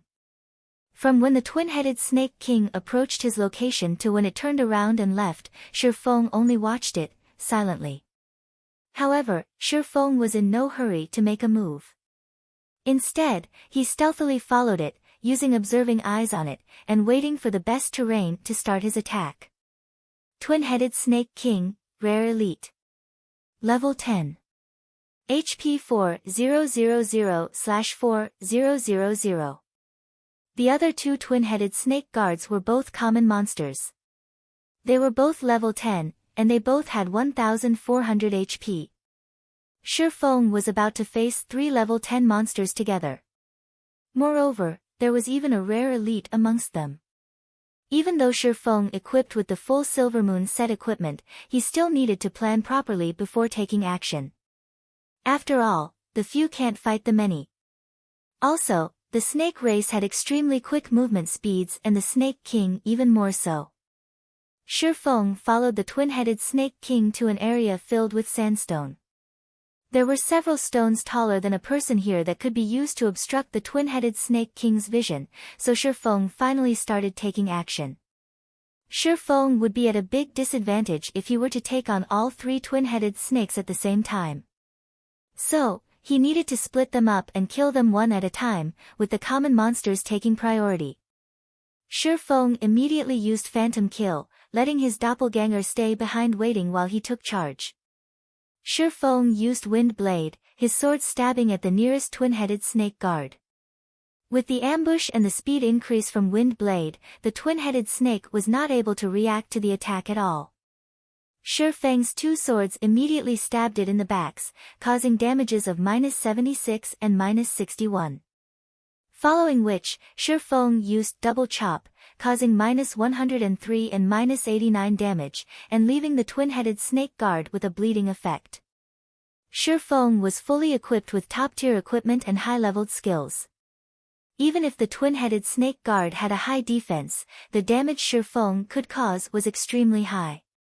If it were a level 5 average player attacking the twin-headed snake guard, with the level suppression and the monster's high defense, they would at most cause -3 or -4 damage to it. The twin-headed snake guard wailed in pain. It immediately spun its heads around, attacking Shifeng. The other twin-headed snake guard also came over, biting at Shifeng. Shifeng now received attacks from 2 sides at the same time. Shifeng slightly smiled at this. He used Thundering Flash, sending 3 streaks of thunder at one of the twin-headed snake guards. However, the twin-headed snake guard reacted extremely quickly, one of its heads blocked, while the other bit at Shifeng. The 3 streaks of thunder were blocked, causing an insignificant amount of damage. Just as the snake's venomous fangs were about to bite down, Shifeng used Parry and activated Windwalk. After blocking an attack, Shifeng immediately turned around and ran. The twin-headed snake guards would naturally not let go of an enemy who angered them. Slithering at high speeds, they chased after Shifeng. As for the unharmed twin-headed Snake King, one could see boiling rage in its chilling eyes. It, too, slithered and chased after Shifeng. However, just after the twin-headed Snake King moved several yards, Shifeng's doppelganger used Windblade and rushed at the twin-headed Snake King. The doppelganger slashed at the twin-headed Snake King's neck, causing -24 damage. The twin-headed Snake King was enraged by this attack. With the speed of a thunderbolt, the twin-headed Snake King bit at the doppelganger. As the doppelganger's goal had been achieved, it, too, activated Windwalk, turning around and leaving. Now, the twin-headed snake guards were separated from the Snake King. Although the two twin-headed snake guards were tough, without the support of their king, they were unable to stand against Shifeng's fierce attacks. One move after another, Shifeng's blades would always strike at the vital points of the twin-headed snake guards. After all, the Silvermoon set equipment was not just for show. Right now, Shifeng's agility exceeded 60 points. Even if the twin-headed snake guards could defend against one of Shifeng's attacks in time, they would still be struck by his other sword. Every sword that landed would take away 60 to 70 HP, while the occasional critical hit would cause over -150 damage. Shifeng's sword strikes were like a fierce gale passing by. The sword strikes constantly landed on the two twin-headed snake guards, causing their HP to fall madly. Within a few moments, the two twin-headed snake guards breathed their last breaths. After looting the drops, Shifeng rushed at the twin-headed Snake King. Currently, the doppelganger's HP had fallen below 30%. It was exhausting itself trying to pin down the twin-headed Snake King. The rare elite's attacks were extremely quick. It would, from time to time, spit out a poisonous fog, enveloping a large area with it. The doppelganger only possessed 50% of the original body's attributes, so it could only constantly defend and escape. Otherwise, it would have long since dropped dead. However, now that the original body had arrived, the doppelganger did not need to pin down the twin-headed Snake King any longer. Shifeng immediately used 9 Dragon Slash, shooting out 9 phantoms of the Abyssal Blade. Shifeng then used Defensive Blade, his attack range greatly increasing. He could only attack from afar when facing the twin-headed Snake King, who was capable of spewing out poisonous fog. If he were to enter a melee with the twin-headed Snake King, he would not last 20 seconds. Even if he were to activate all of his life-saving skills, he still would not survive. The twin-headed Snake King was very cunning. When facing Shifeng, one of its heads defended against Shifeng's attacks while its other head constantly attacked his doppelganger, paying no attention to Shifeng himself. After 3 to 4 hits, the doppelganger could no longer take it, vanishing. Meanwhile, the twin-headed Snake King's HP was still over 70%. Its other head now turned to stare at Shifeng. It opened its mouth, spitting out a mouthful of poison. The poison was like an arrow as it shot towards Shifeng. Shifeng's expression suddenly sank. His body dodged sideways, avoiding the poison. When the poisonous fluid struck a sandstone, the fluid immediately passed through, leaving behind a large hole. This was the twin-headed Snake King's corroding acid. If one were to block it, though a secret silver weapon might still be fine, a common weapon would immediately melt. As for a bronze weapon, its durability would, at least, be reduced by half, and taking 2 hits from the corroding acid would turn it into scrap. In such a way, one man and one snake started maintaining their distance between each other, attacking and dodging. Shifeng madly slashed his swords, streak after streak of sword light filling up the area. Meanwhile, the twin-headed Snake King's 2 heads spat out poison without halt, leaving behind countless holes. From time to time, it would also fill a large area with a poisonous fog, leaving not even a blade of grass alive. From time to time, Shifeng would be poisoned during battle. After over 10 minutes of constant battle, even though Shifeng was constantly drinking basic regeneration potions as soon as the cooldown was finished, his remaining HP was only at 8%. Meanwhile, the twin-headed Snake King still had 14% of its HP remaining. Seeing as both their HPs were low, the twin-headed Snake King revealed a sinister look. Its size faintly increased by a fold, then, suddenly, it leaped into the air. One of its heads widely opened its mouth, revealing its snow-white poisonous fangs, while its other head spewed out poisonous fog.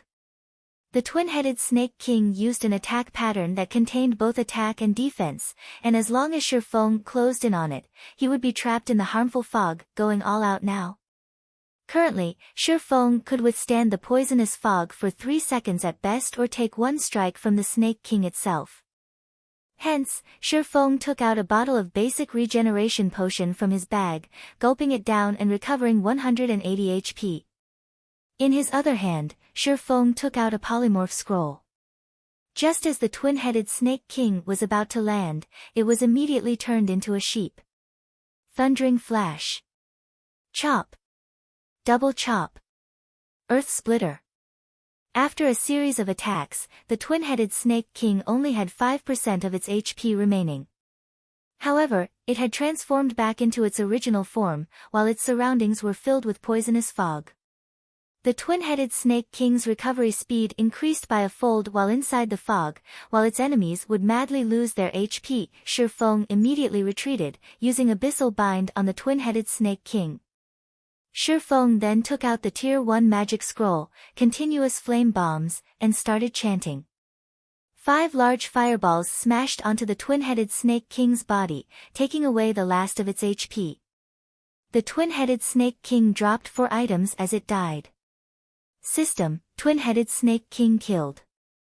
Level difference of 5. EXP obtained increased by 500%. Obtained 5000 EXP. Shifeng finally loosened his breath. As expected, a level 10 rare elite was extremely hard to deal with. If he did not possess the Silvermoon set equipment and the Tier 1 magic scroll, he would have been the one to die in this battle. Fortunately, Shifeng killed it. Amongst the 4 items dropped, there was the level 8 Mysterious Iron Staff, Song of Life, meant for clerics.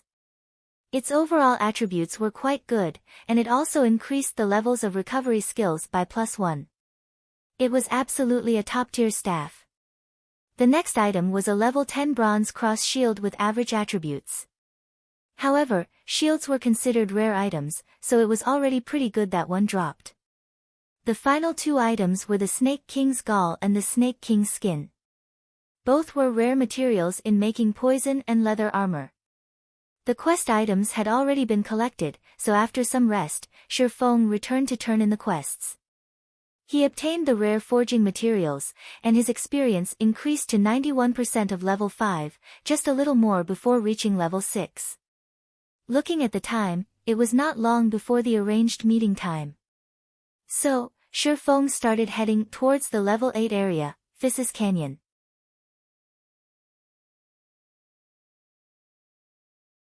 Chapter 83, Second Meeting.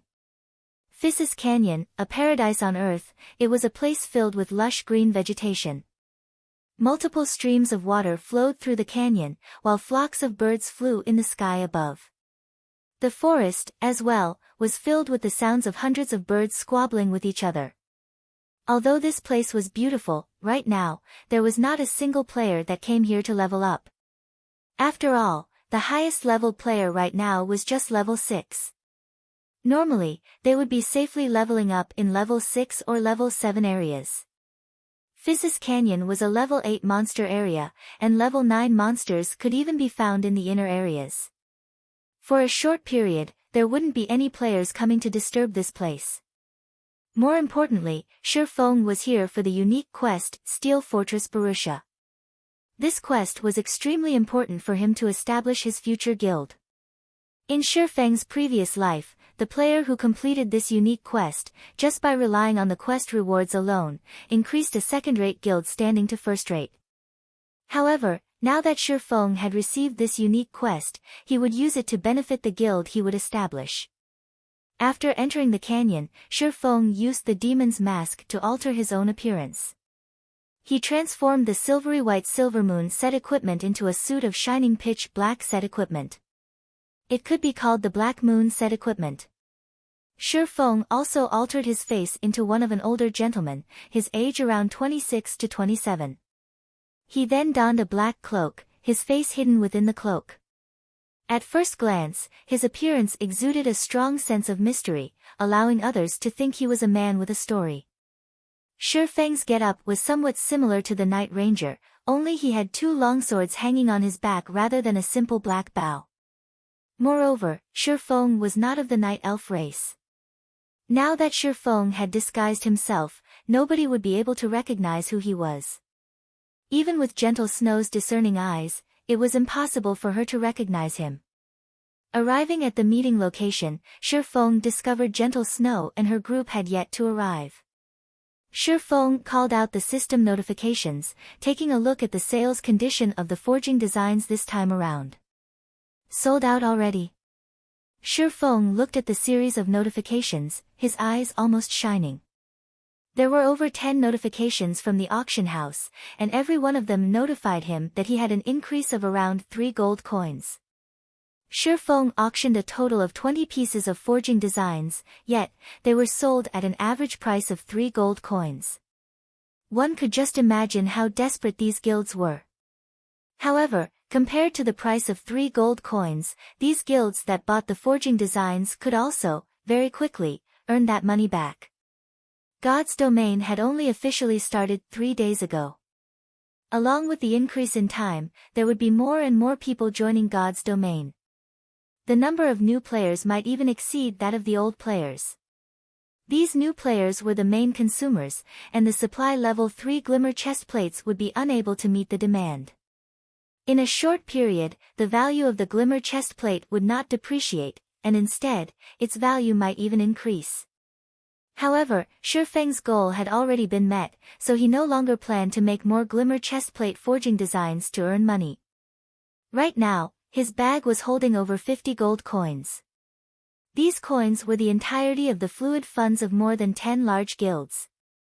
If Shi Feng were to use all of it to operate a guild, how formidable would this be? Unfortunately, money was not the only thing needed to operate a guild. Shi Feng took out 20 gold coins and registered them on the virtual trade center. After all, he couldn't just keep all those gold coins on hand. If he did that, he would be throwing money away.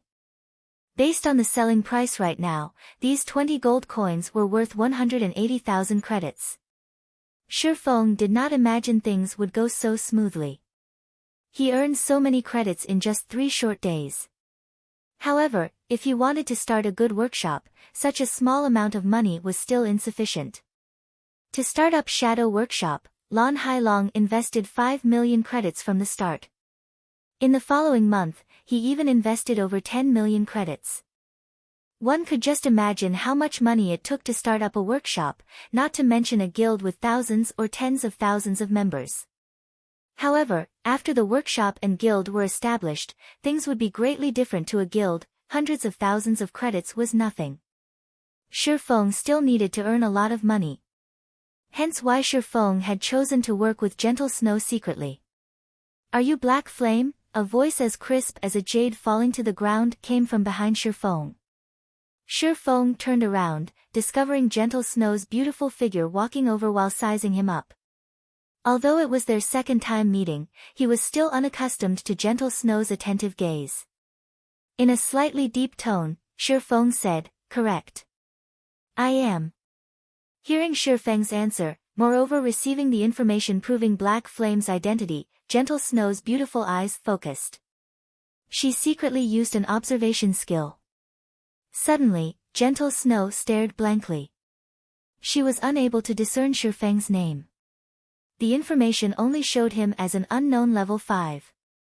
Gentle Snow originally thought that Black Flame only had good forging skills, many lucky encounters, superior strategies, and relatively good gaming skills. She never imagined that Black Flame's gaming skills were not just the average kind of good. He was definitely a top-tier expert. Otherwise, he would not be able to obtain such a high-grade item. Special items that could hide a person's identity, even Ouroboros did not possess a single one of such an item. They had also never heard of any other first-rate guilds obtaining one. Meanwhile, not only did the mysterious man in front of her possess such an item, but Gentle Snow could also feel a powerful strength emanating from the equipment he was wearing. Even though the equipment's special effects were hidden, a single glance at the equipment's delicate make and the magical markings circling it told Gentle Snow that it was a set. In fact, Black Flame's equipment might not be any worse than hers.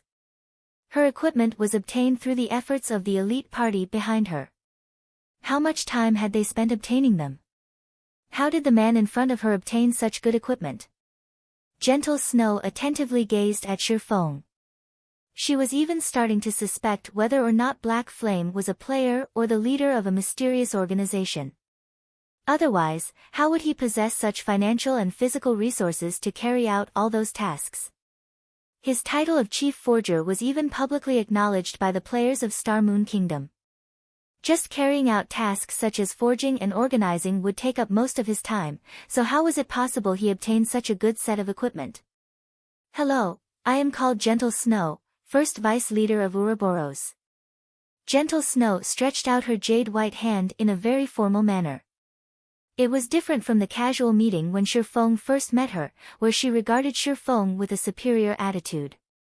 The party members behind Gentle Snow were all shocked. They never imagined their leader would actually take the initiative to shake hands with someone else. Was this older gentleman in front of them that powerful to necessitate such formality? Zhao Yueru, who stood behind Gentle Snow, was constantly sizing up Shifeng with her beautiful eyes. Prior to this meeting, Shifeng's series of performances had caused her to become very interested in him. Now that she was meeting him in person, she discovered that Shifeng's entire body was exuding a mature and calm feeling, causing others to pay attention to him inadvertently. Now that even Gentle Snow had given her approval, Zhao Yueru had a faintly better impression of him. Hello, you can address me as Black Flame. Not wanting to act too aloof, Shifeng shook hands with Gentle Snow. He discovered that her hand was very soft and smooth as expected. If Blackie were to know of this incident, he would most likely shake Shifeng's hands, then not wash them for 3 days. The reason why Shifeng did not completely alter the Silvermoon set equipment's appearance was to awe and intimidate them. Seeing the satisfying results, Shifeng got right to the point and said, I have contacted you this time to cooperate with your Ouroboros. I wonder what your opinion of this is. Of course, we welcome it very much.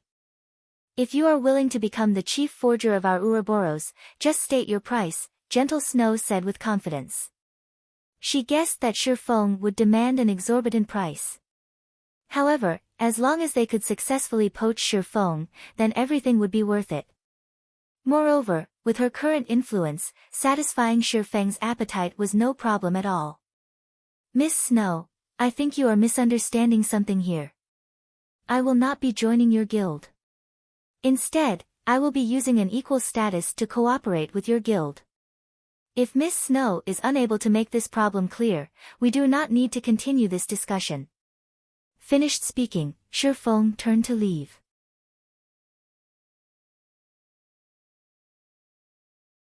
Chapter 84, Horizon Alliance. Seeing as Shifeng was about to leave, the members from Ouroboros were stupefied. There was actually a man who would treat Gentle Snow in such a way.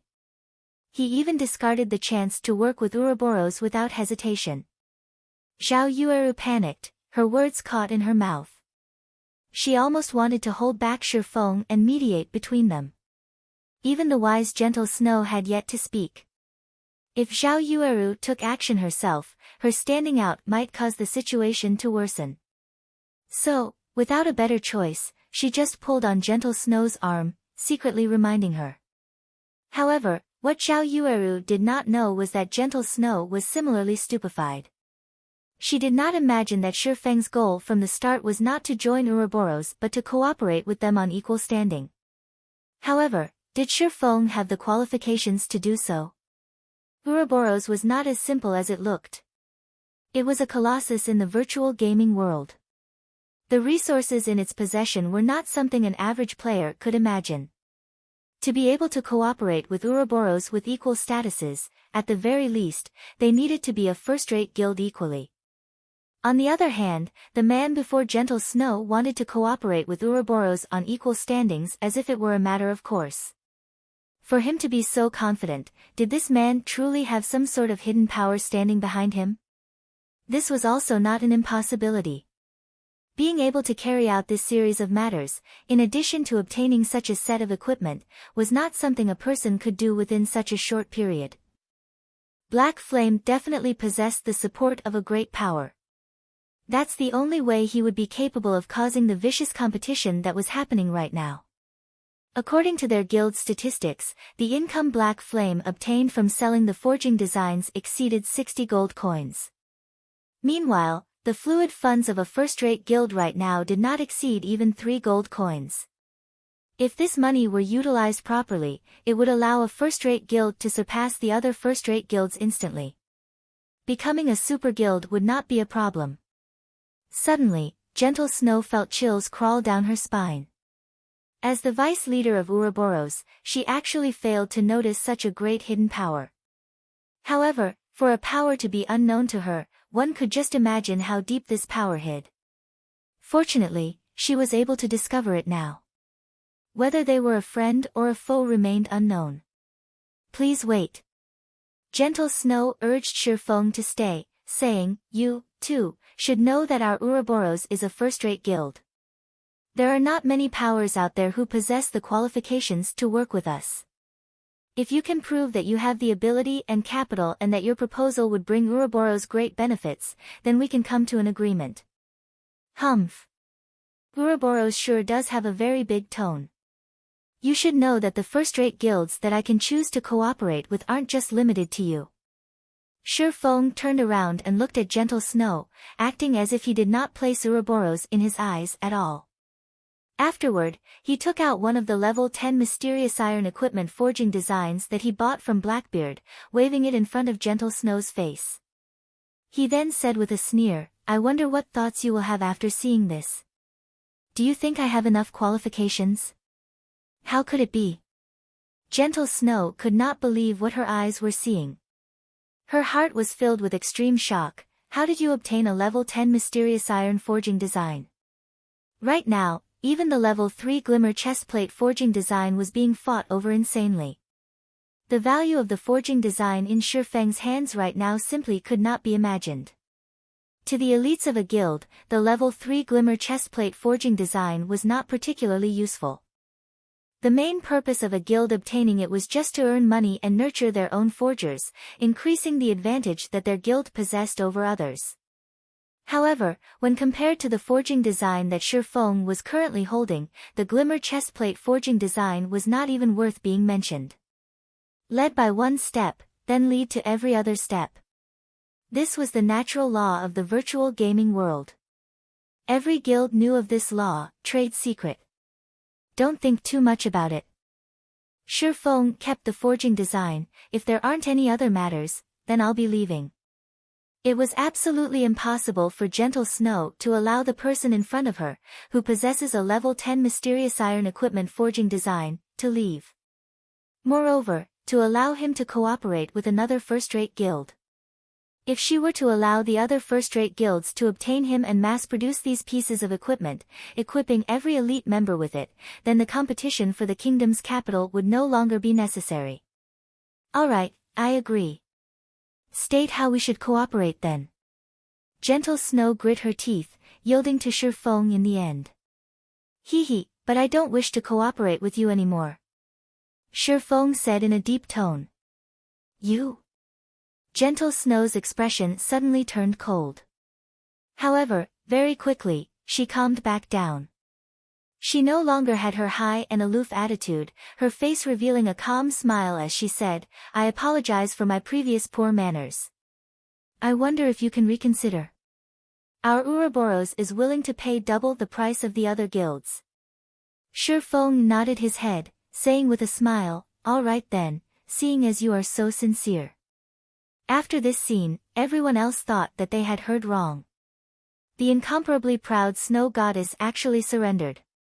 Moreover, she even apologized for her previous behavior. How terrifying was this black flame? Currently, Xiao Yueru's eyes were shining as they looked at Black Flame with admiration. She knew full well how proud and intelligent Gentle Snow was. Since meeting her, Xiao Yueru had never seen a person who could make Gentle Snow apologize. I wonder how you wish to cooperate. Gentle Snow sent a glare towards the snickering Xiao Yueru behind her, then looked back at Shifeng and asked. It's very simple.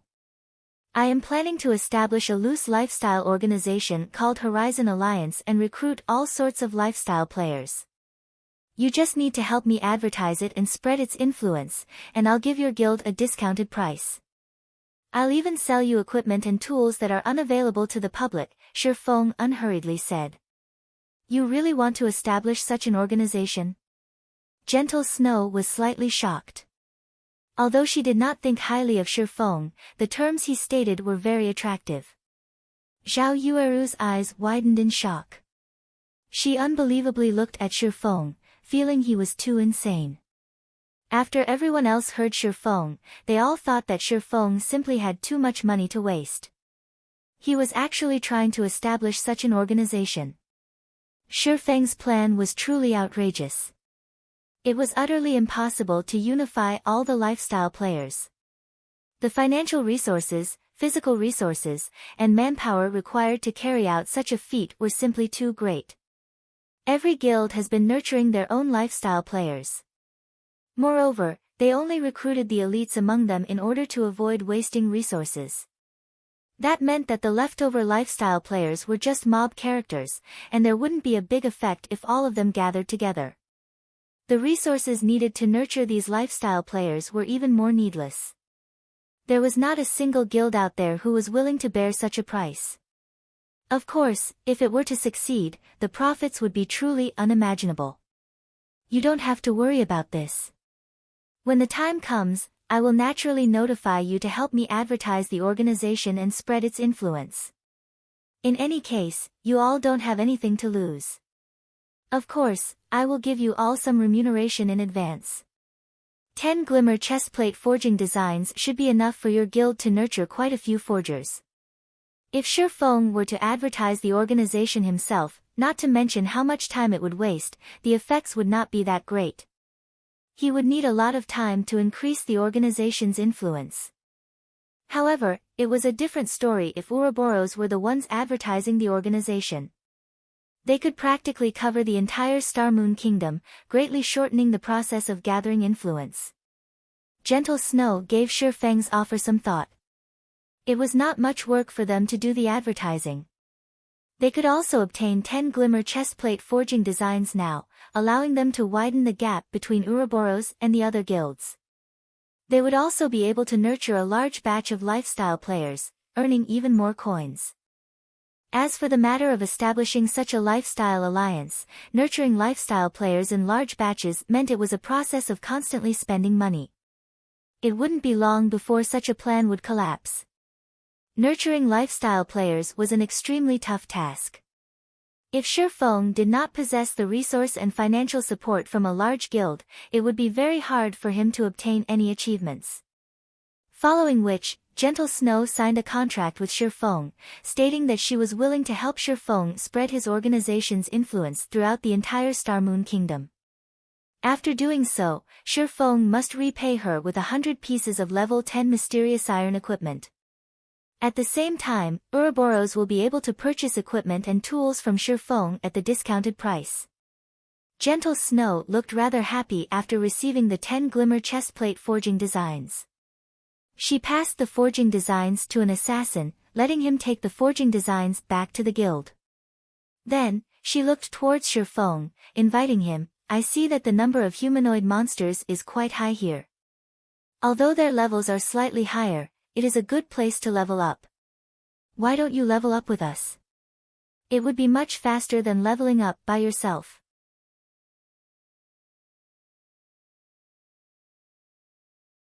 Chapter 85, Birdman. Gentle Snow's invite caused both Xiao Yueru and Xiao Yuer to pay attention. Shifeng's strength must definitely be great. However, they have never specifically seen him in action, so they were extremely curious about his capabilities. They wanted to experience the strength of the rumored chief forger of Star Moon Kingdom. Right. Join our party, Big Brother Black Flame.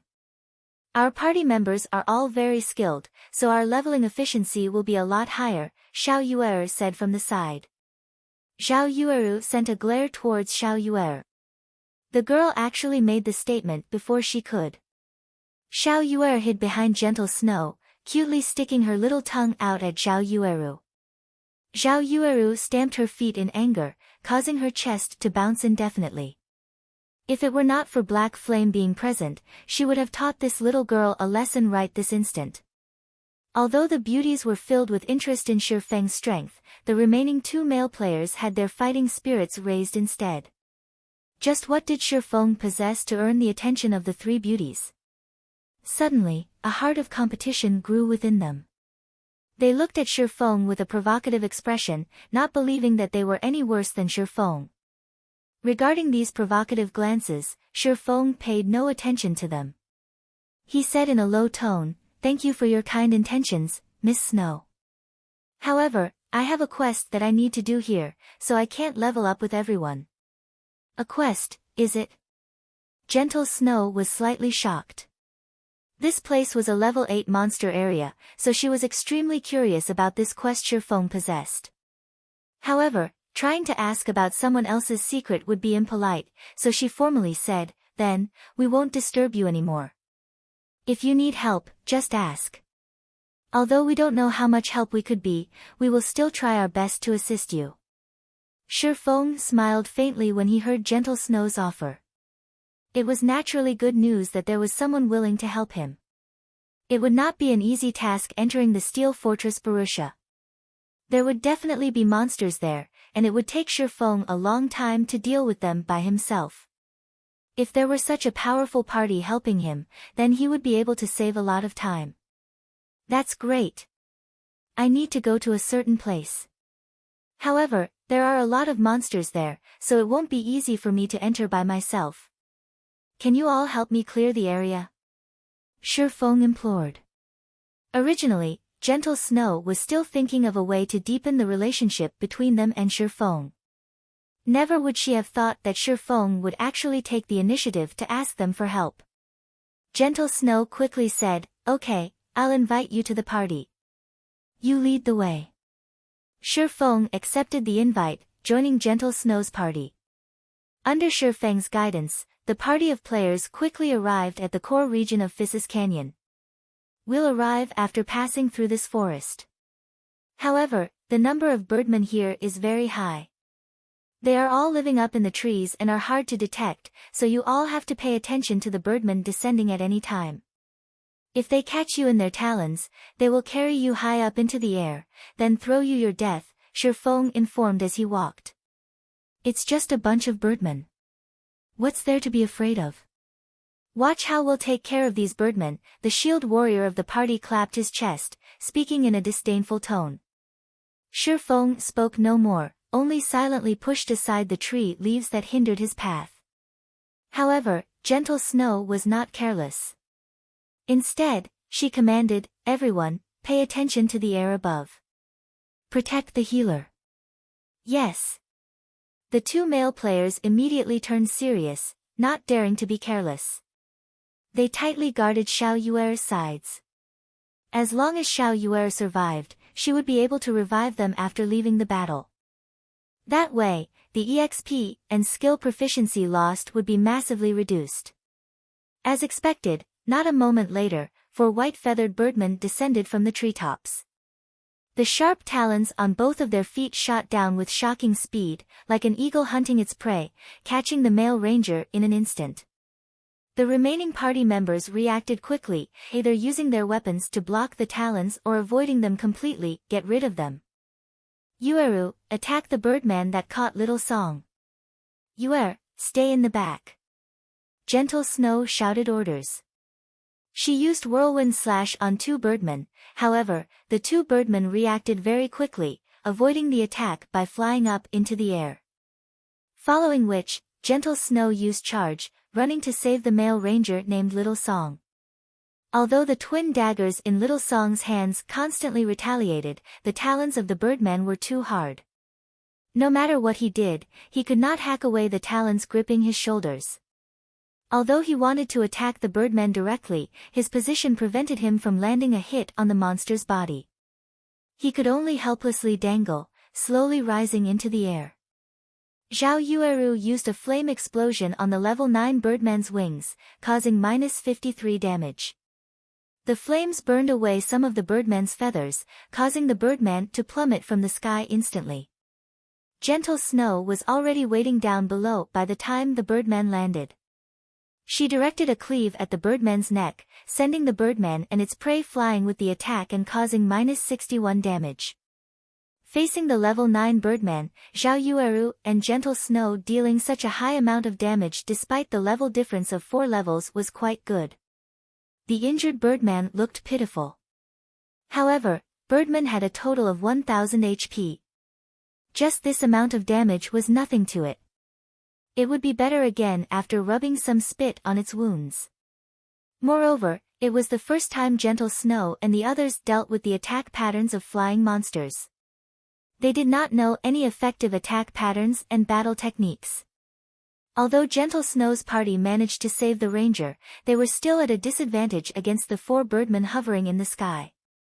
Aside from Gentle Snow and Zhao Yueru, who managed to deal over 50 damage to the Birdmen, the damages dealt by the ranger and the shield warrior did not exceed 20. However, it was not because they were weak, but because the Birdmen were wearing leather armor, their defense was not low. In addition to the level suppression, the 2 male players would be unable to deal any significant damage. What is this brat trying to do? He still hasn't helped out after all this time.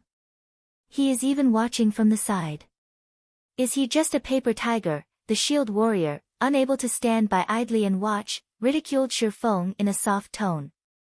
However, just as the shield warrior finished speaking, Shifeng took action. With an abrupt leap, Shifeng jumped past the trees, arriving in the treetops. Now that Shifeng's agility had reached 40 points, in addition to activating the hidden skill, Flying Steps, he was able to leap around the treetops effortlessly like a martial arts expert. His swords then landed on the Birdmen flying in midair, one after another. Every slash from Shifeng's swords caused -160 damage, at least tripled the amount of what Gentle Snow and the others dealt. This caused the shield warrior and ranger to shut their mouths immediately. Zhao Yuer watched Shifeng leaping around the forest with a face filled with admiration, both her eyes glistening radiantly. Zhao Yueru, as well, was slightly captivated. Black Flame was definitely not like some person who had dog shit luck. Only Gentle Snow remained very calm. However, Shifeng's way of battle had truly given her some enlightenment. She felt that her previous ways of battling were inflexible, unable to accommodate different situations. However, she was not to blame for this.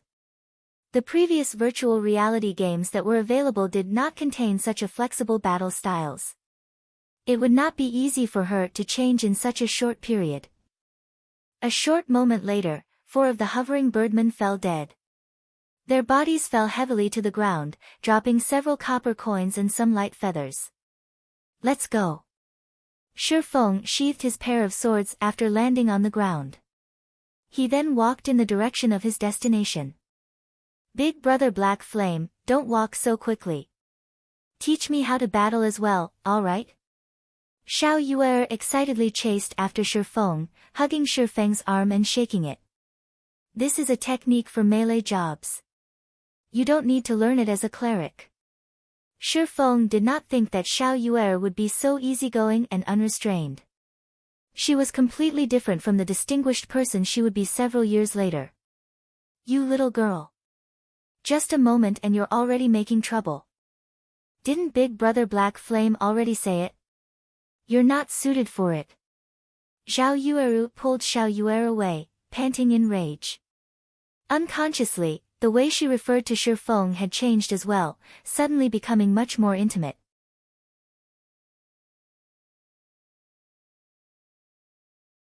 Chapter 86, Mechanical Army. Watching Shifeng's back, Gentle Snow grit her teeth. When she thought about the horrifying amount of damage Shifeng previously dealt and his extraordinary battle methods, she suddenly felt Shifeng was even more opaque to her than before. She knew all of the top-tier experts in the virtual gaming world. However, she had never heard of a top-tier expert such as Black Flame. The equipment she was currently wearing could be considered the pinnacle amongst the current players. Both she and Shifeng were level 5, as well. However, the difference in their damage was actually so large. Just how excellent was Shifeng's equipment? Could it be that he was wearing a full set of level 5 mysterious iron set equipment? What Gentle Snow did not know was that the Silvermoon set equipment Shifeng wore was the best set equipment for swordsmen below level 10. Its attributes were much better than level 5 mysterious iron set equipment. In addition, Shifeng possessed a magic weapon and a secret silver weapon. Also, because of the effects of the Abyssal Blade, Shifeng could deal damage to the Birdman while ignoring the level suppression. So, his damage would naturally be extremely high. On their way through the forest, the number of Birdmen they met constantly grew. However, even if they were to face more than 10 Birdmen at a time, these Birdmen would still be killed off very quickly. Such a result was because of Shifeng's horrifying damage in addition to the shield warrior holding off the monsters and Gentle Snow and the others becoming more familiar with the battles. The leveling efficiency of Gentle Snow's party right now was much higher than before Shifeng joined them. Half an hour later, Shifeng and the others finally arrived at the Ruined Lands. Although it was called the Ruined Lands, in reality, it was just a gigantic crater. Cave systems of various depths and sizes could be found inside the crater. If one entered deep into a cave, they would easily become lost within it. Big Brother Black Flame, is this the place where you have to do your quest? Zhao Yueru moved closer to Shifeng's side, flipping her fine black hair and asking in a soft tone. After being in such a close range with the witch, Zhao Yueru, and seeing deep cleavage revealed by her red robes, it was impossible for Shifeng not to have thoughts about it. Even if he did not possess any evil intentions, it became much harder for him to pretend to be profound now. We'll reach it once we go down this path. However, there are too many Birdmen circling in the sky, so won't be easy to get over there. Shifeng deliberately shifted his gaze to a side, watching the sky above the canyon that led towards the large crater. The shield warrior and ranger no longer belittled Shifeng's reminder this time. Instead, they held a hint of reverence towards Shifeng now. Taking precautions, they looked towards the Birdman in the sky. On the way to this place, it was only thanks to Shifeng that the two of them did not end up dead. Watching Shifeng take the first step, entering the narrow canyon, a faint smile appeared on Zhao Yueru's face. She kept on having a familiar feeling when she looked at Shifeng. This was the first time she felt this sort of sensation. Soon after, Zhao Yueru followed Shifeng tightly into the canyon.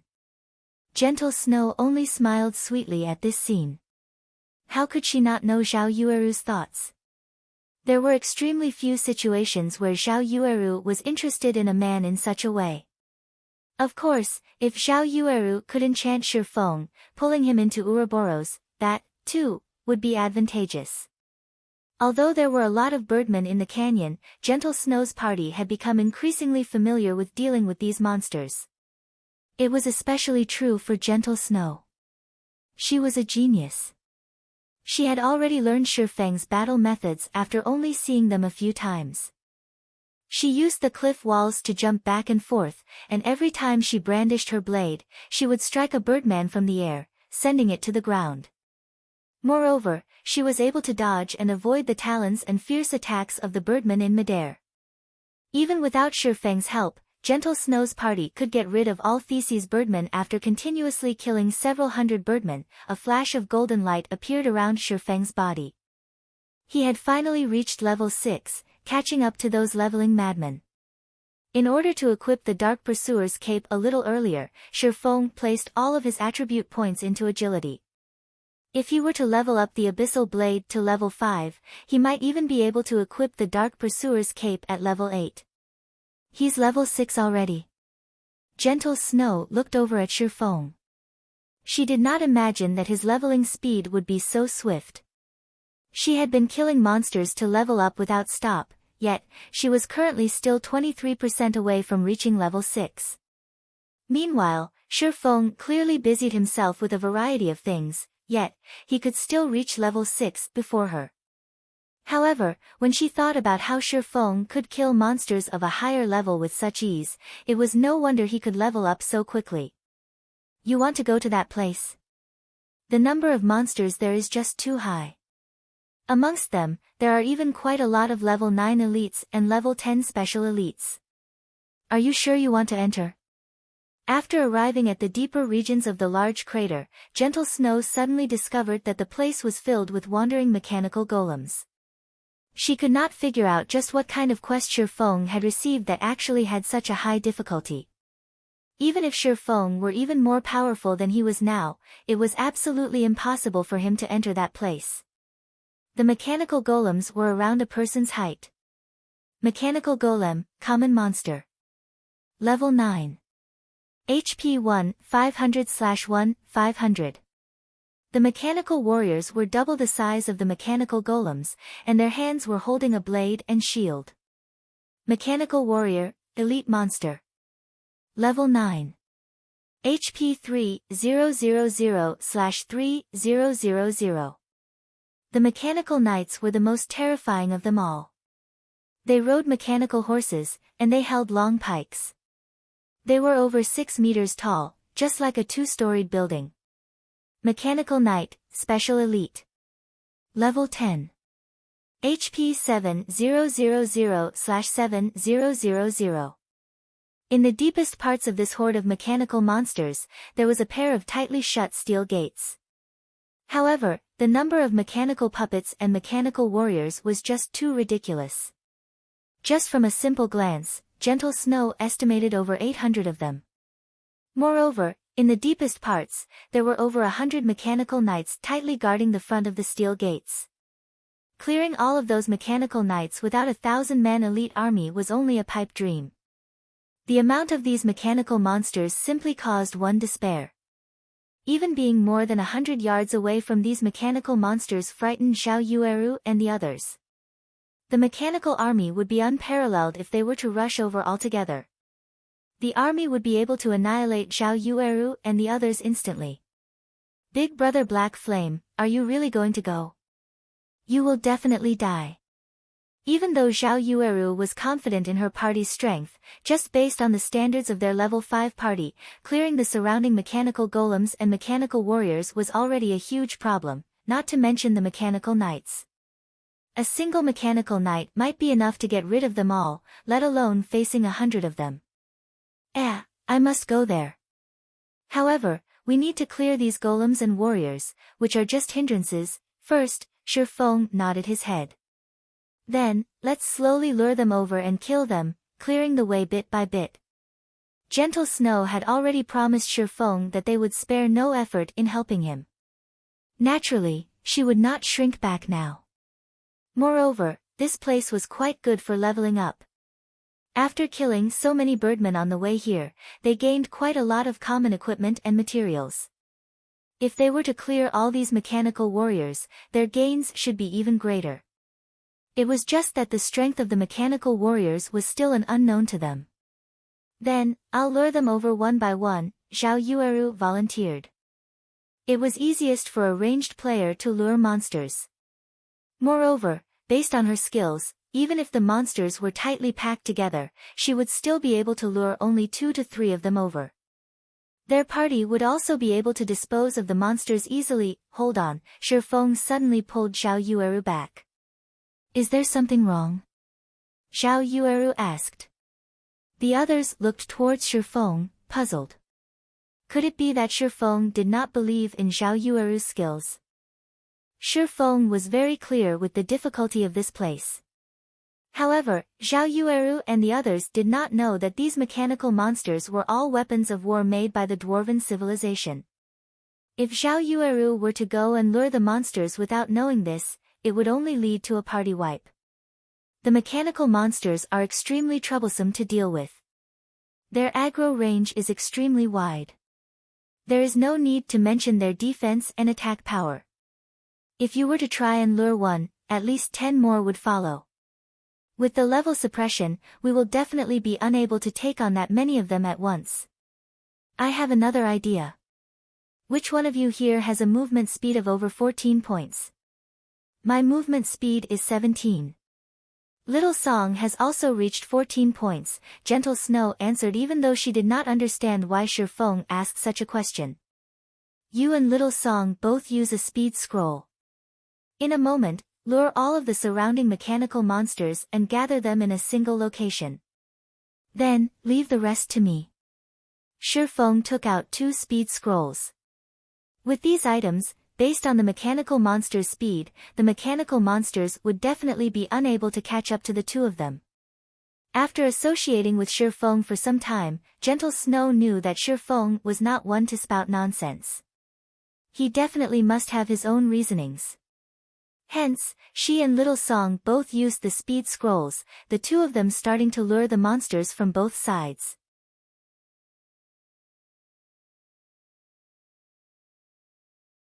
Chapter 87, Flame Blade Dance. Gentle Snow and Little Song started luring monsters from 2 sides. Before they even came close to the 30-yard range, the monsters discovered the 2 of them. The monsters' eyes flashed a red glow, all of them turning their heads and staring at the intruders. Alert! Alert! Intruders detected. After the alarm rang out, all of the mechanical golems and mechanical warriors within a 40-yard radius were alerted. The surrounding mechanical monsters locked onto the 2 players, and within a moment, the 2 were being chased by hundreds of mechanical golems and mechanical warriors. Zhao Yueru was secretly shocked at seeing this. Fortunately, she did not rashly act and lure the monsters. Otherwise, they would definitely party wipe. Big Brother Black Flame, there won't be a problem luring the monsters in such a way, right? Zhao Yueru saw that Gentle Snow and Little Song were both being chased closely after by the mechanical army. If they had not run away in time, they might have already been dead by now. Relax. With the speed scroll in effect, these mechanical monsters won't be able to catch up to them, Shifeng said confidently. After some time, as expected, not a single one of the mechanical monsters caught up to the 2. Everything happened just as Shifeng predicted. After luring all the surrounding mechanical monsters, the 2 of them circled the large, empty crater, while the mechanical golems and mechanical warriors chased them without stop. The 2 of them were very adept at luring monsters. Within a short moment, they had merged the 2 waves of mechanical monsters into a single wave. Inwardly, Zhao Yueru was speechless. She, too, had a speed scroll. However, this item was just too expensive. Even if it was her party members, each of them only possessed 1 speed scroll for the purpose of saving their own lives. She never imagined that Shifeng could easily take out 2 of them. Moreover, he was only using it to lure monsters. It was truly an extravagant use. However, it was true that, with this added speed scroll, the 2 of them were able to lure all of the monsters safely. Now, though, the real problem had arrived. After luring so many monsters, how were they going to deal with them? They did not possess any AoE magic, and even if they did, they would not dare to use it. Doing so would cause disorder to the control of hatred, as their MT did not learn an advanced skill such as Crowd Mock. At that time, everyone would just die. Shifeng naturally knew the question everyone was thinking. However, he only revealed a mysterious smile as he walked forward. In 10 seconds, both of you lure all the monsters to the center, Shifeng said in the party chat. Understood, Gentle Snow answered. Finished speaking, Shifeng took out a delicate, dark red scroll, then spreading it open in one go. Incantations were written throughout the inside of the scroll.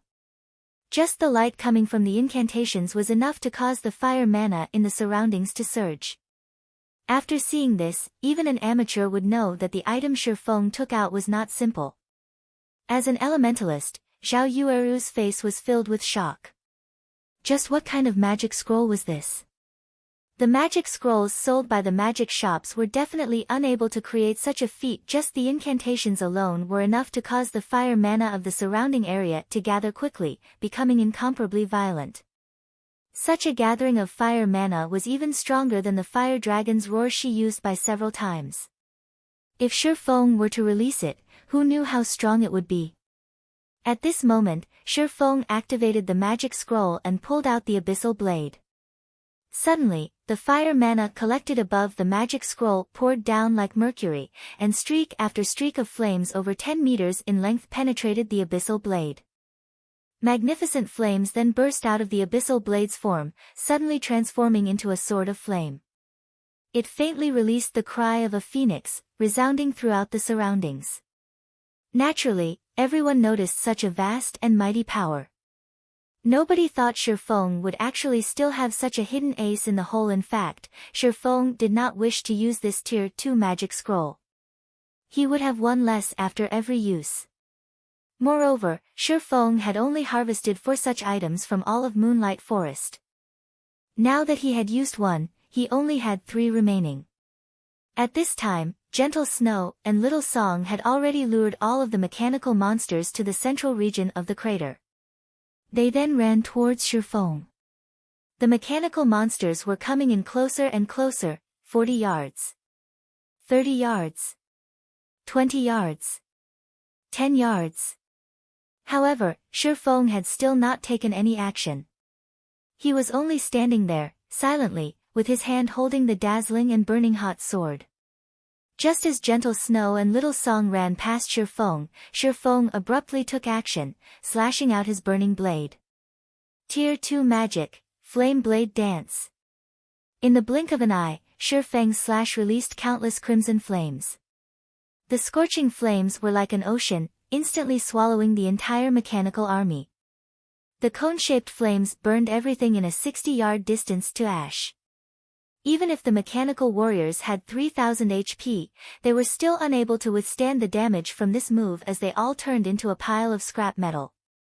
Meanwhile, Shifeng's experience abruptly increased by a large chunk, rising to 37% of level 6. The other party members had also broken through from level 5, one after another, all of them reaching level 6. Their leveling speed was just too awesome. Everyone's gazes then went towards the loot littering the ground, joy immediately rushing up to their heads. Shifeng was just too awesome.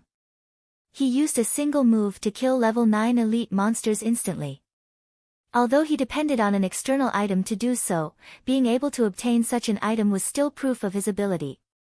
If they were to go through this process again several more times, they would be able to reach level 10 at any minute. At this moment, Gentle Snow, as well, was rejoicing at her choice to aid Shifeng in his quest. Just the EXP they obtained alone profited them big time.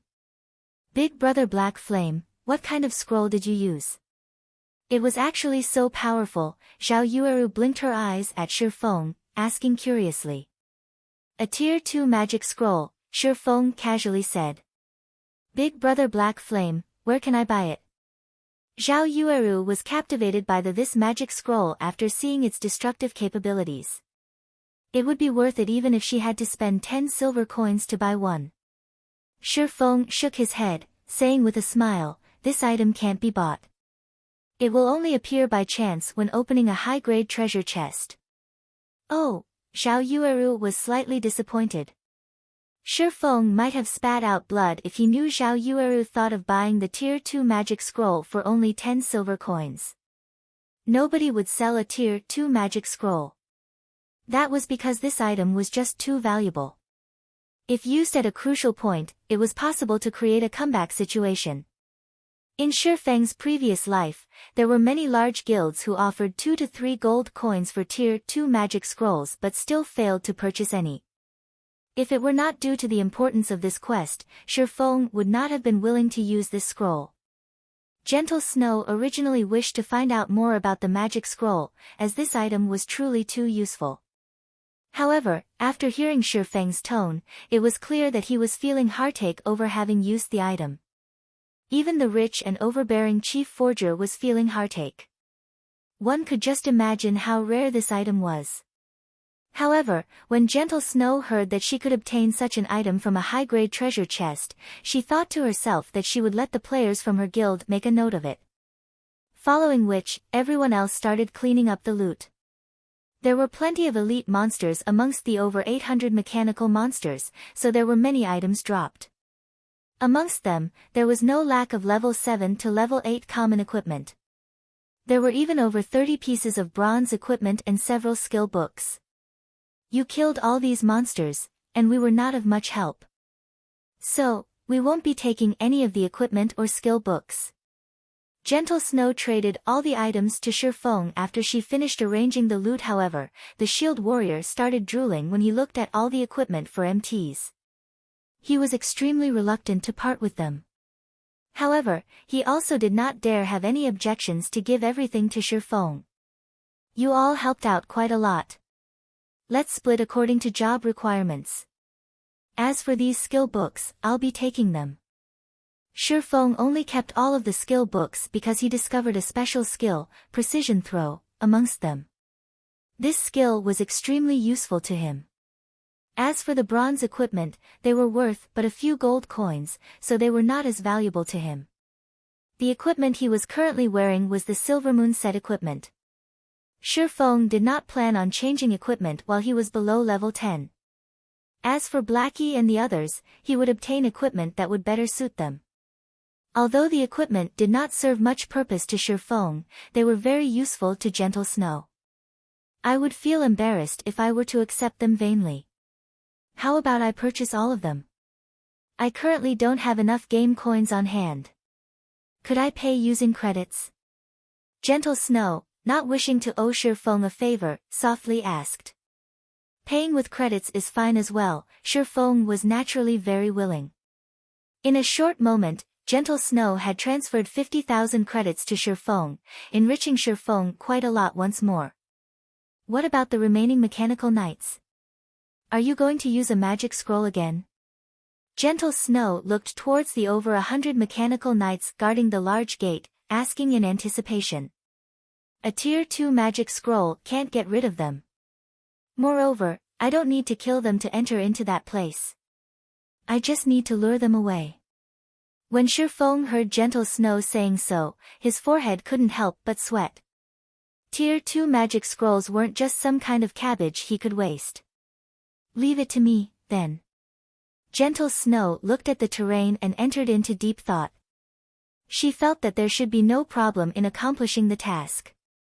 Here are some speed scrolls and return scrolls. As long as you run out of the crater, they will not continue chasing. After leaving the battle, you all can use the return scrolls to leave this place, Shifeng explained and took out several scrolls. Seeing that they were about to part from each other, Xiao Yueru felt unwillingness in her heart. She did not know why, but she could feel a sense of ease and security when she was with Shifeng. Big brother Black Flame, let's add each other as friends. We're going to enter a level 5 dungeon tomorrow, so how about you come and join us? Xiao Yueru suddenly said. Gentle Snow was faintly astonished. She looked at Xiao Yueru with a helpless smile. However, she felt that this was not really a bad choice. With Shifeng around, their chances of clearing the level 5 dungeon would be even greater. Shifeng did not think that this witch would actually want to add him as a friend. Moreover, she even invited him to dive into a dungeon. This behavior of hers right now was just way too different from before. We can add each other as friends, but I have some things to do tomorrow. We'll dive into a dungeon together when I have time in the future. Shifeng tactically rejected the invitation. After all, he couldn't suddenly multiply himself into 2 people. As for the matter of adding each other as friends, Shifeng possessed another independent circle of friends after donning the demon mask. So, others would not be able to discover any issues. Let us add each other as friends then. Xiao Yueru softly bit her lips. She was slightly disappointed that she would not be able to dive into a dungeon with Shifeng immediately. However, it was still good that she could add him as a friend. She would be able to contact him more easily in the future. System, do you wish to accept Flaming Moon's friend request? Shifeng hit accept, and the name Flaming Moon entered Black Flame's friend window. Afterward, Shifeng headed towards the left side of the gate. At this moment, Gentle Snow had already arrived at the gate's right side, prepared to lure the mechanical knights. Elder Sister Yueru, let us leave first. We can just leave the rest to Elder Sister Snow, Xiao Yueru softly said when she noticed that Xiao Yueru remained motionless. I got it. Xiao Yueru, after taking another glance at Shifeng's back, turned around and left seeing that Shifeng was ready. Gentle Snow activated the speed scroll and rushed at the level 10 mechanical knights. Halfway there, the eyes of mechanical knights in front of the large gate shone brightly. Their enormous bodies started moving, and all of them had their eyes focused on Gentle Snow. Gentle Snow immediately halted her steps. She then turned around and escaped. The mechanical knights bellowed in rage as they moved their large figures, chasing after Gentle Snow. Only when all of the mechanical knights left did Shifeng hastily run towards the large steel gates. Although Gentle Snow had lured the mechanical knights away, the amount of time they could be lured was limited. Moreover, they would not fall for the same trick the next time, so Shifeng had to seize the opportunity. Arriving at the large gate, Shifeng found a moss-covered keyhole. He then inserted the broken obsidian crystal given to him by Blackbeard. The fortress key had already been stored away for almost a millennium. Blackbeard also mentioned that the key might not be able to open the gates. However, it was still worth a try. You're tuning into the Blissful Bookshelf YouTube channel. We're so grateful for your support, and don't forget to subscribe to join us on this incredible journey through captivating stories. Your generosity through donations truly makes a world of difference, as it's the primary source of revenue that allows me to expand and enhance this channel for you. Thank you from the bottom of my heart for being a part of this adventure.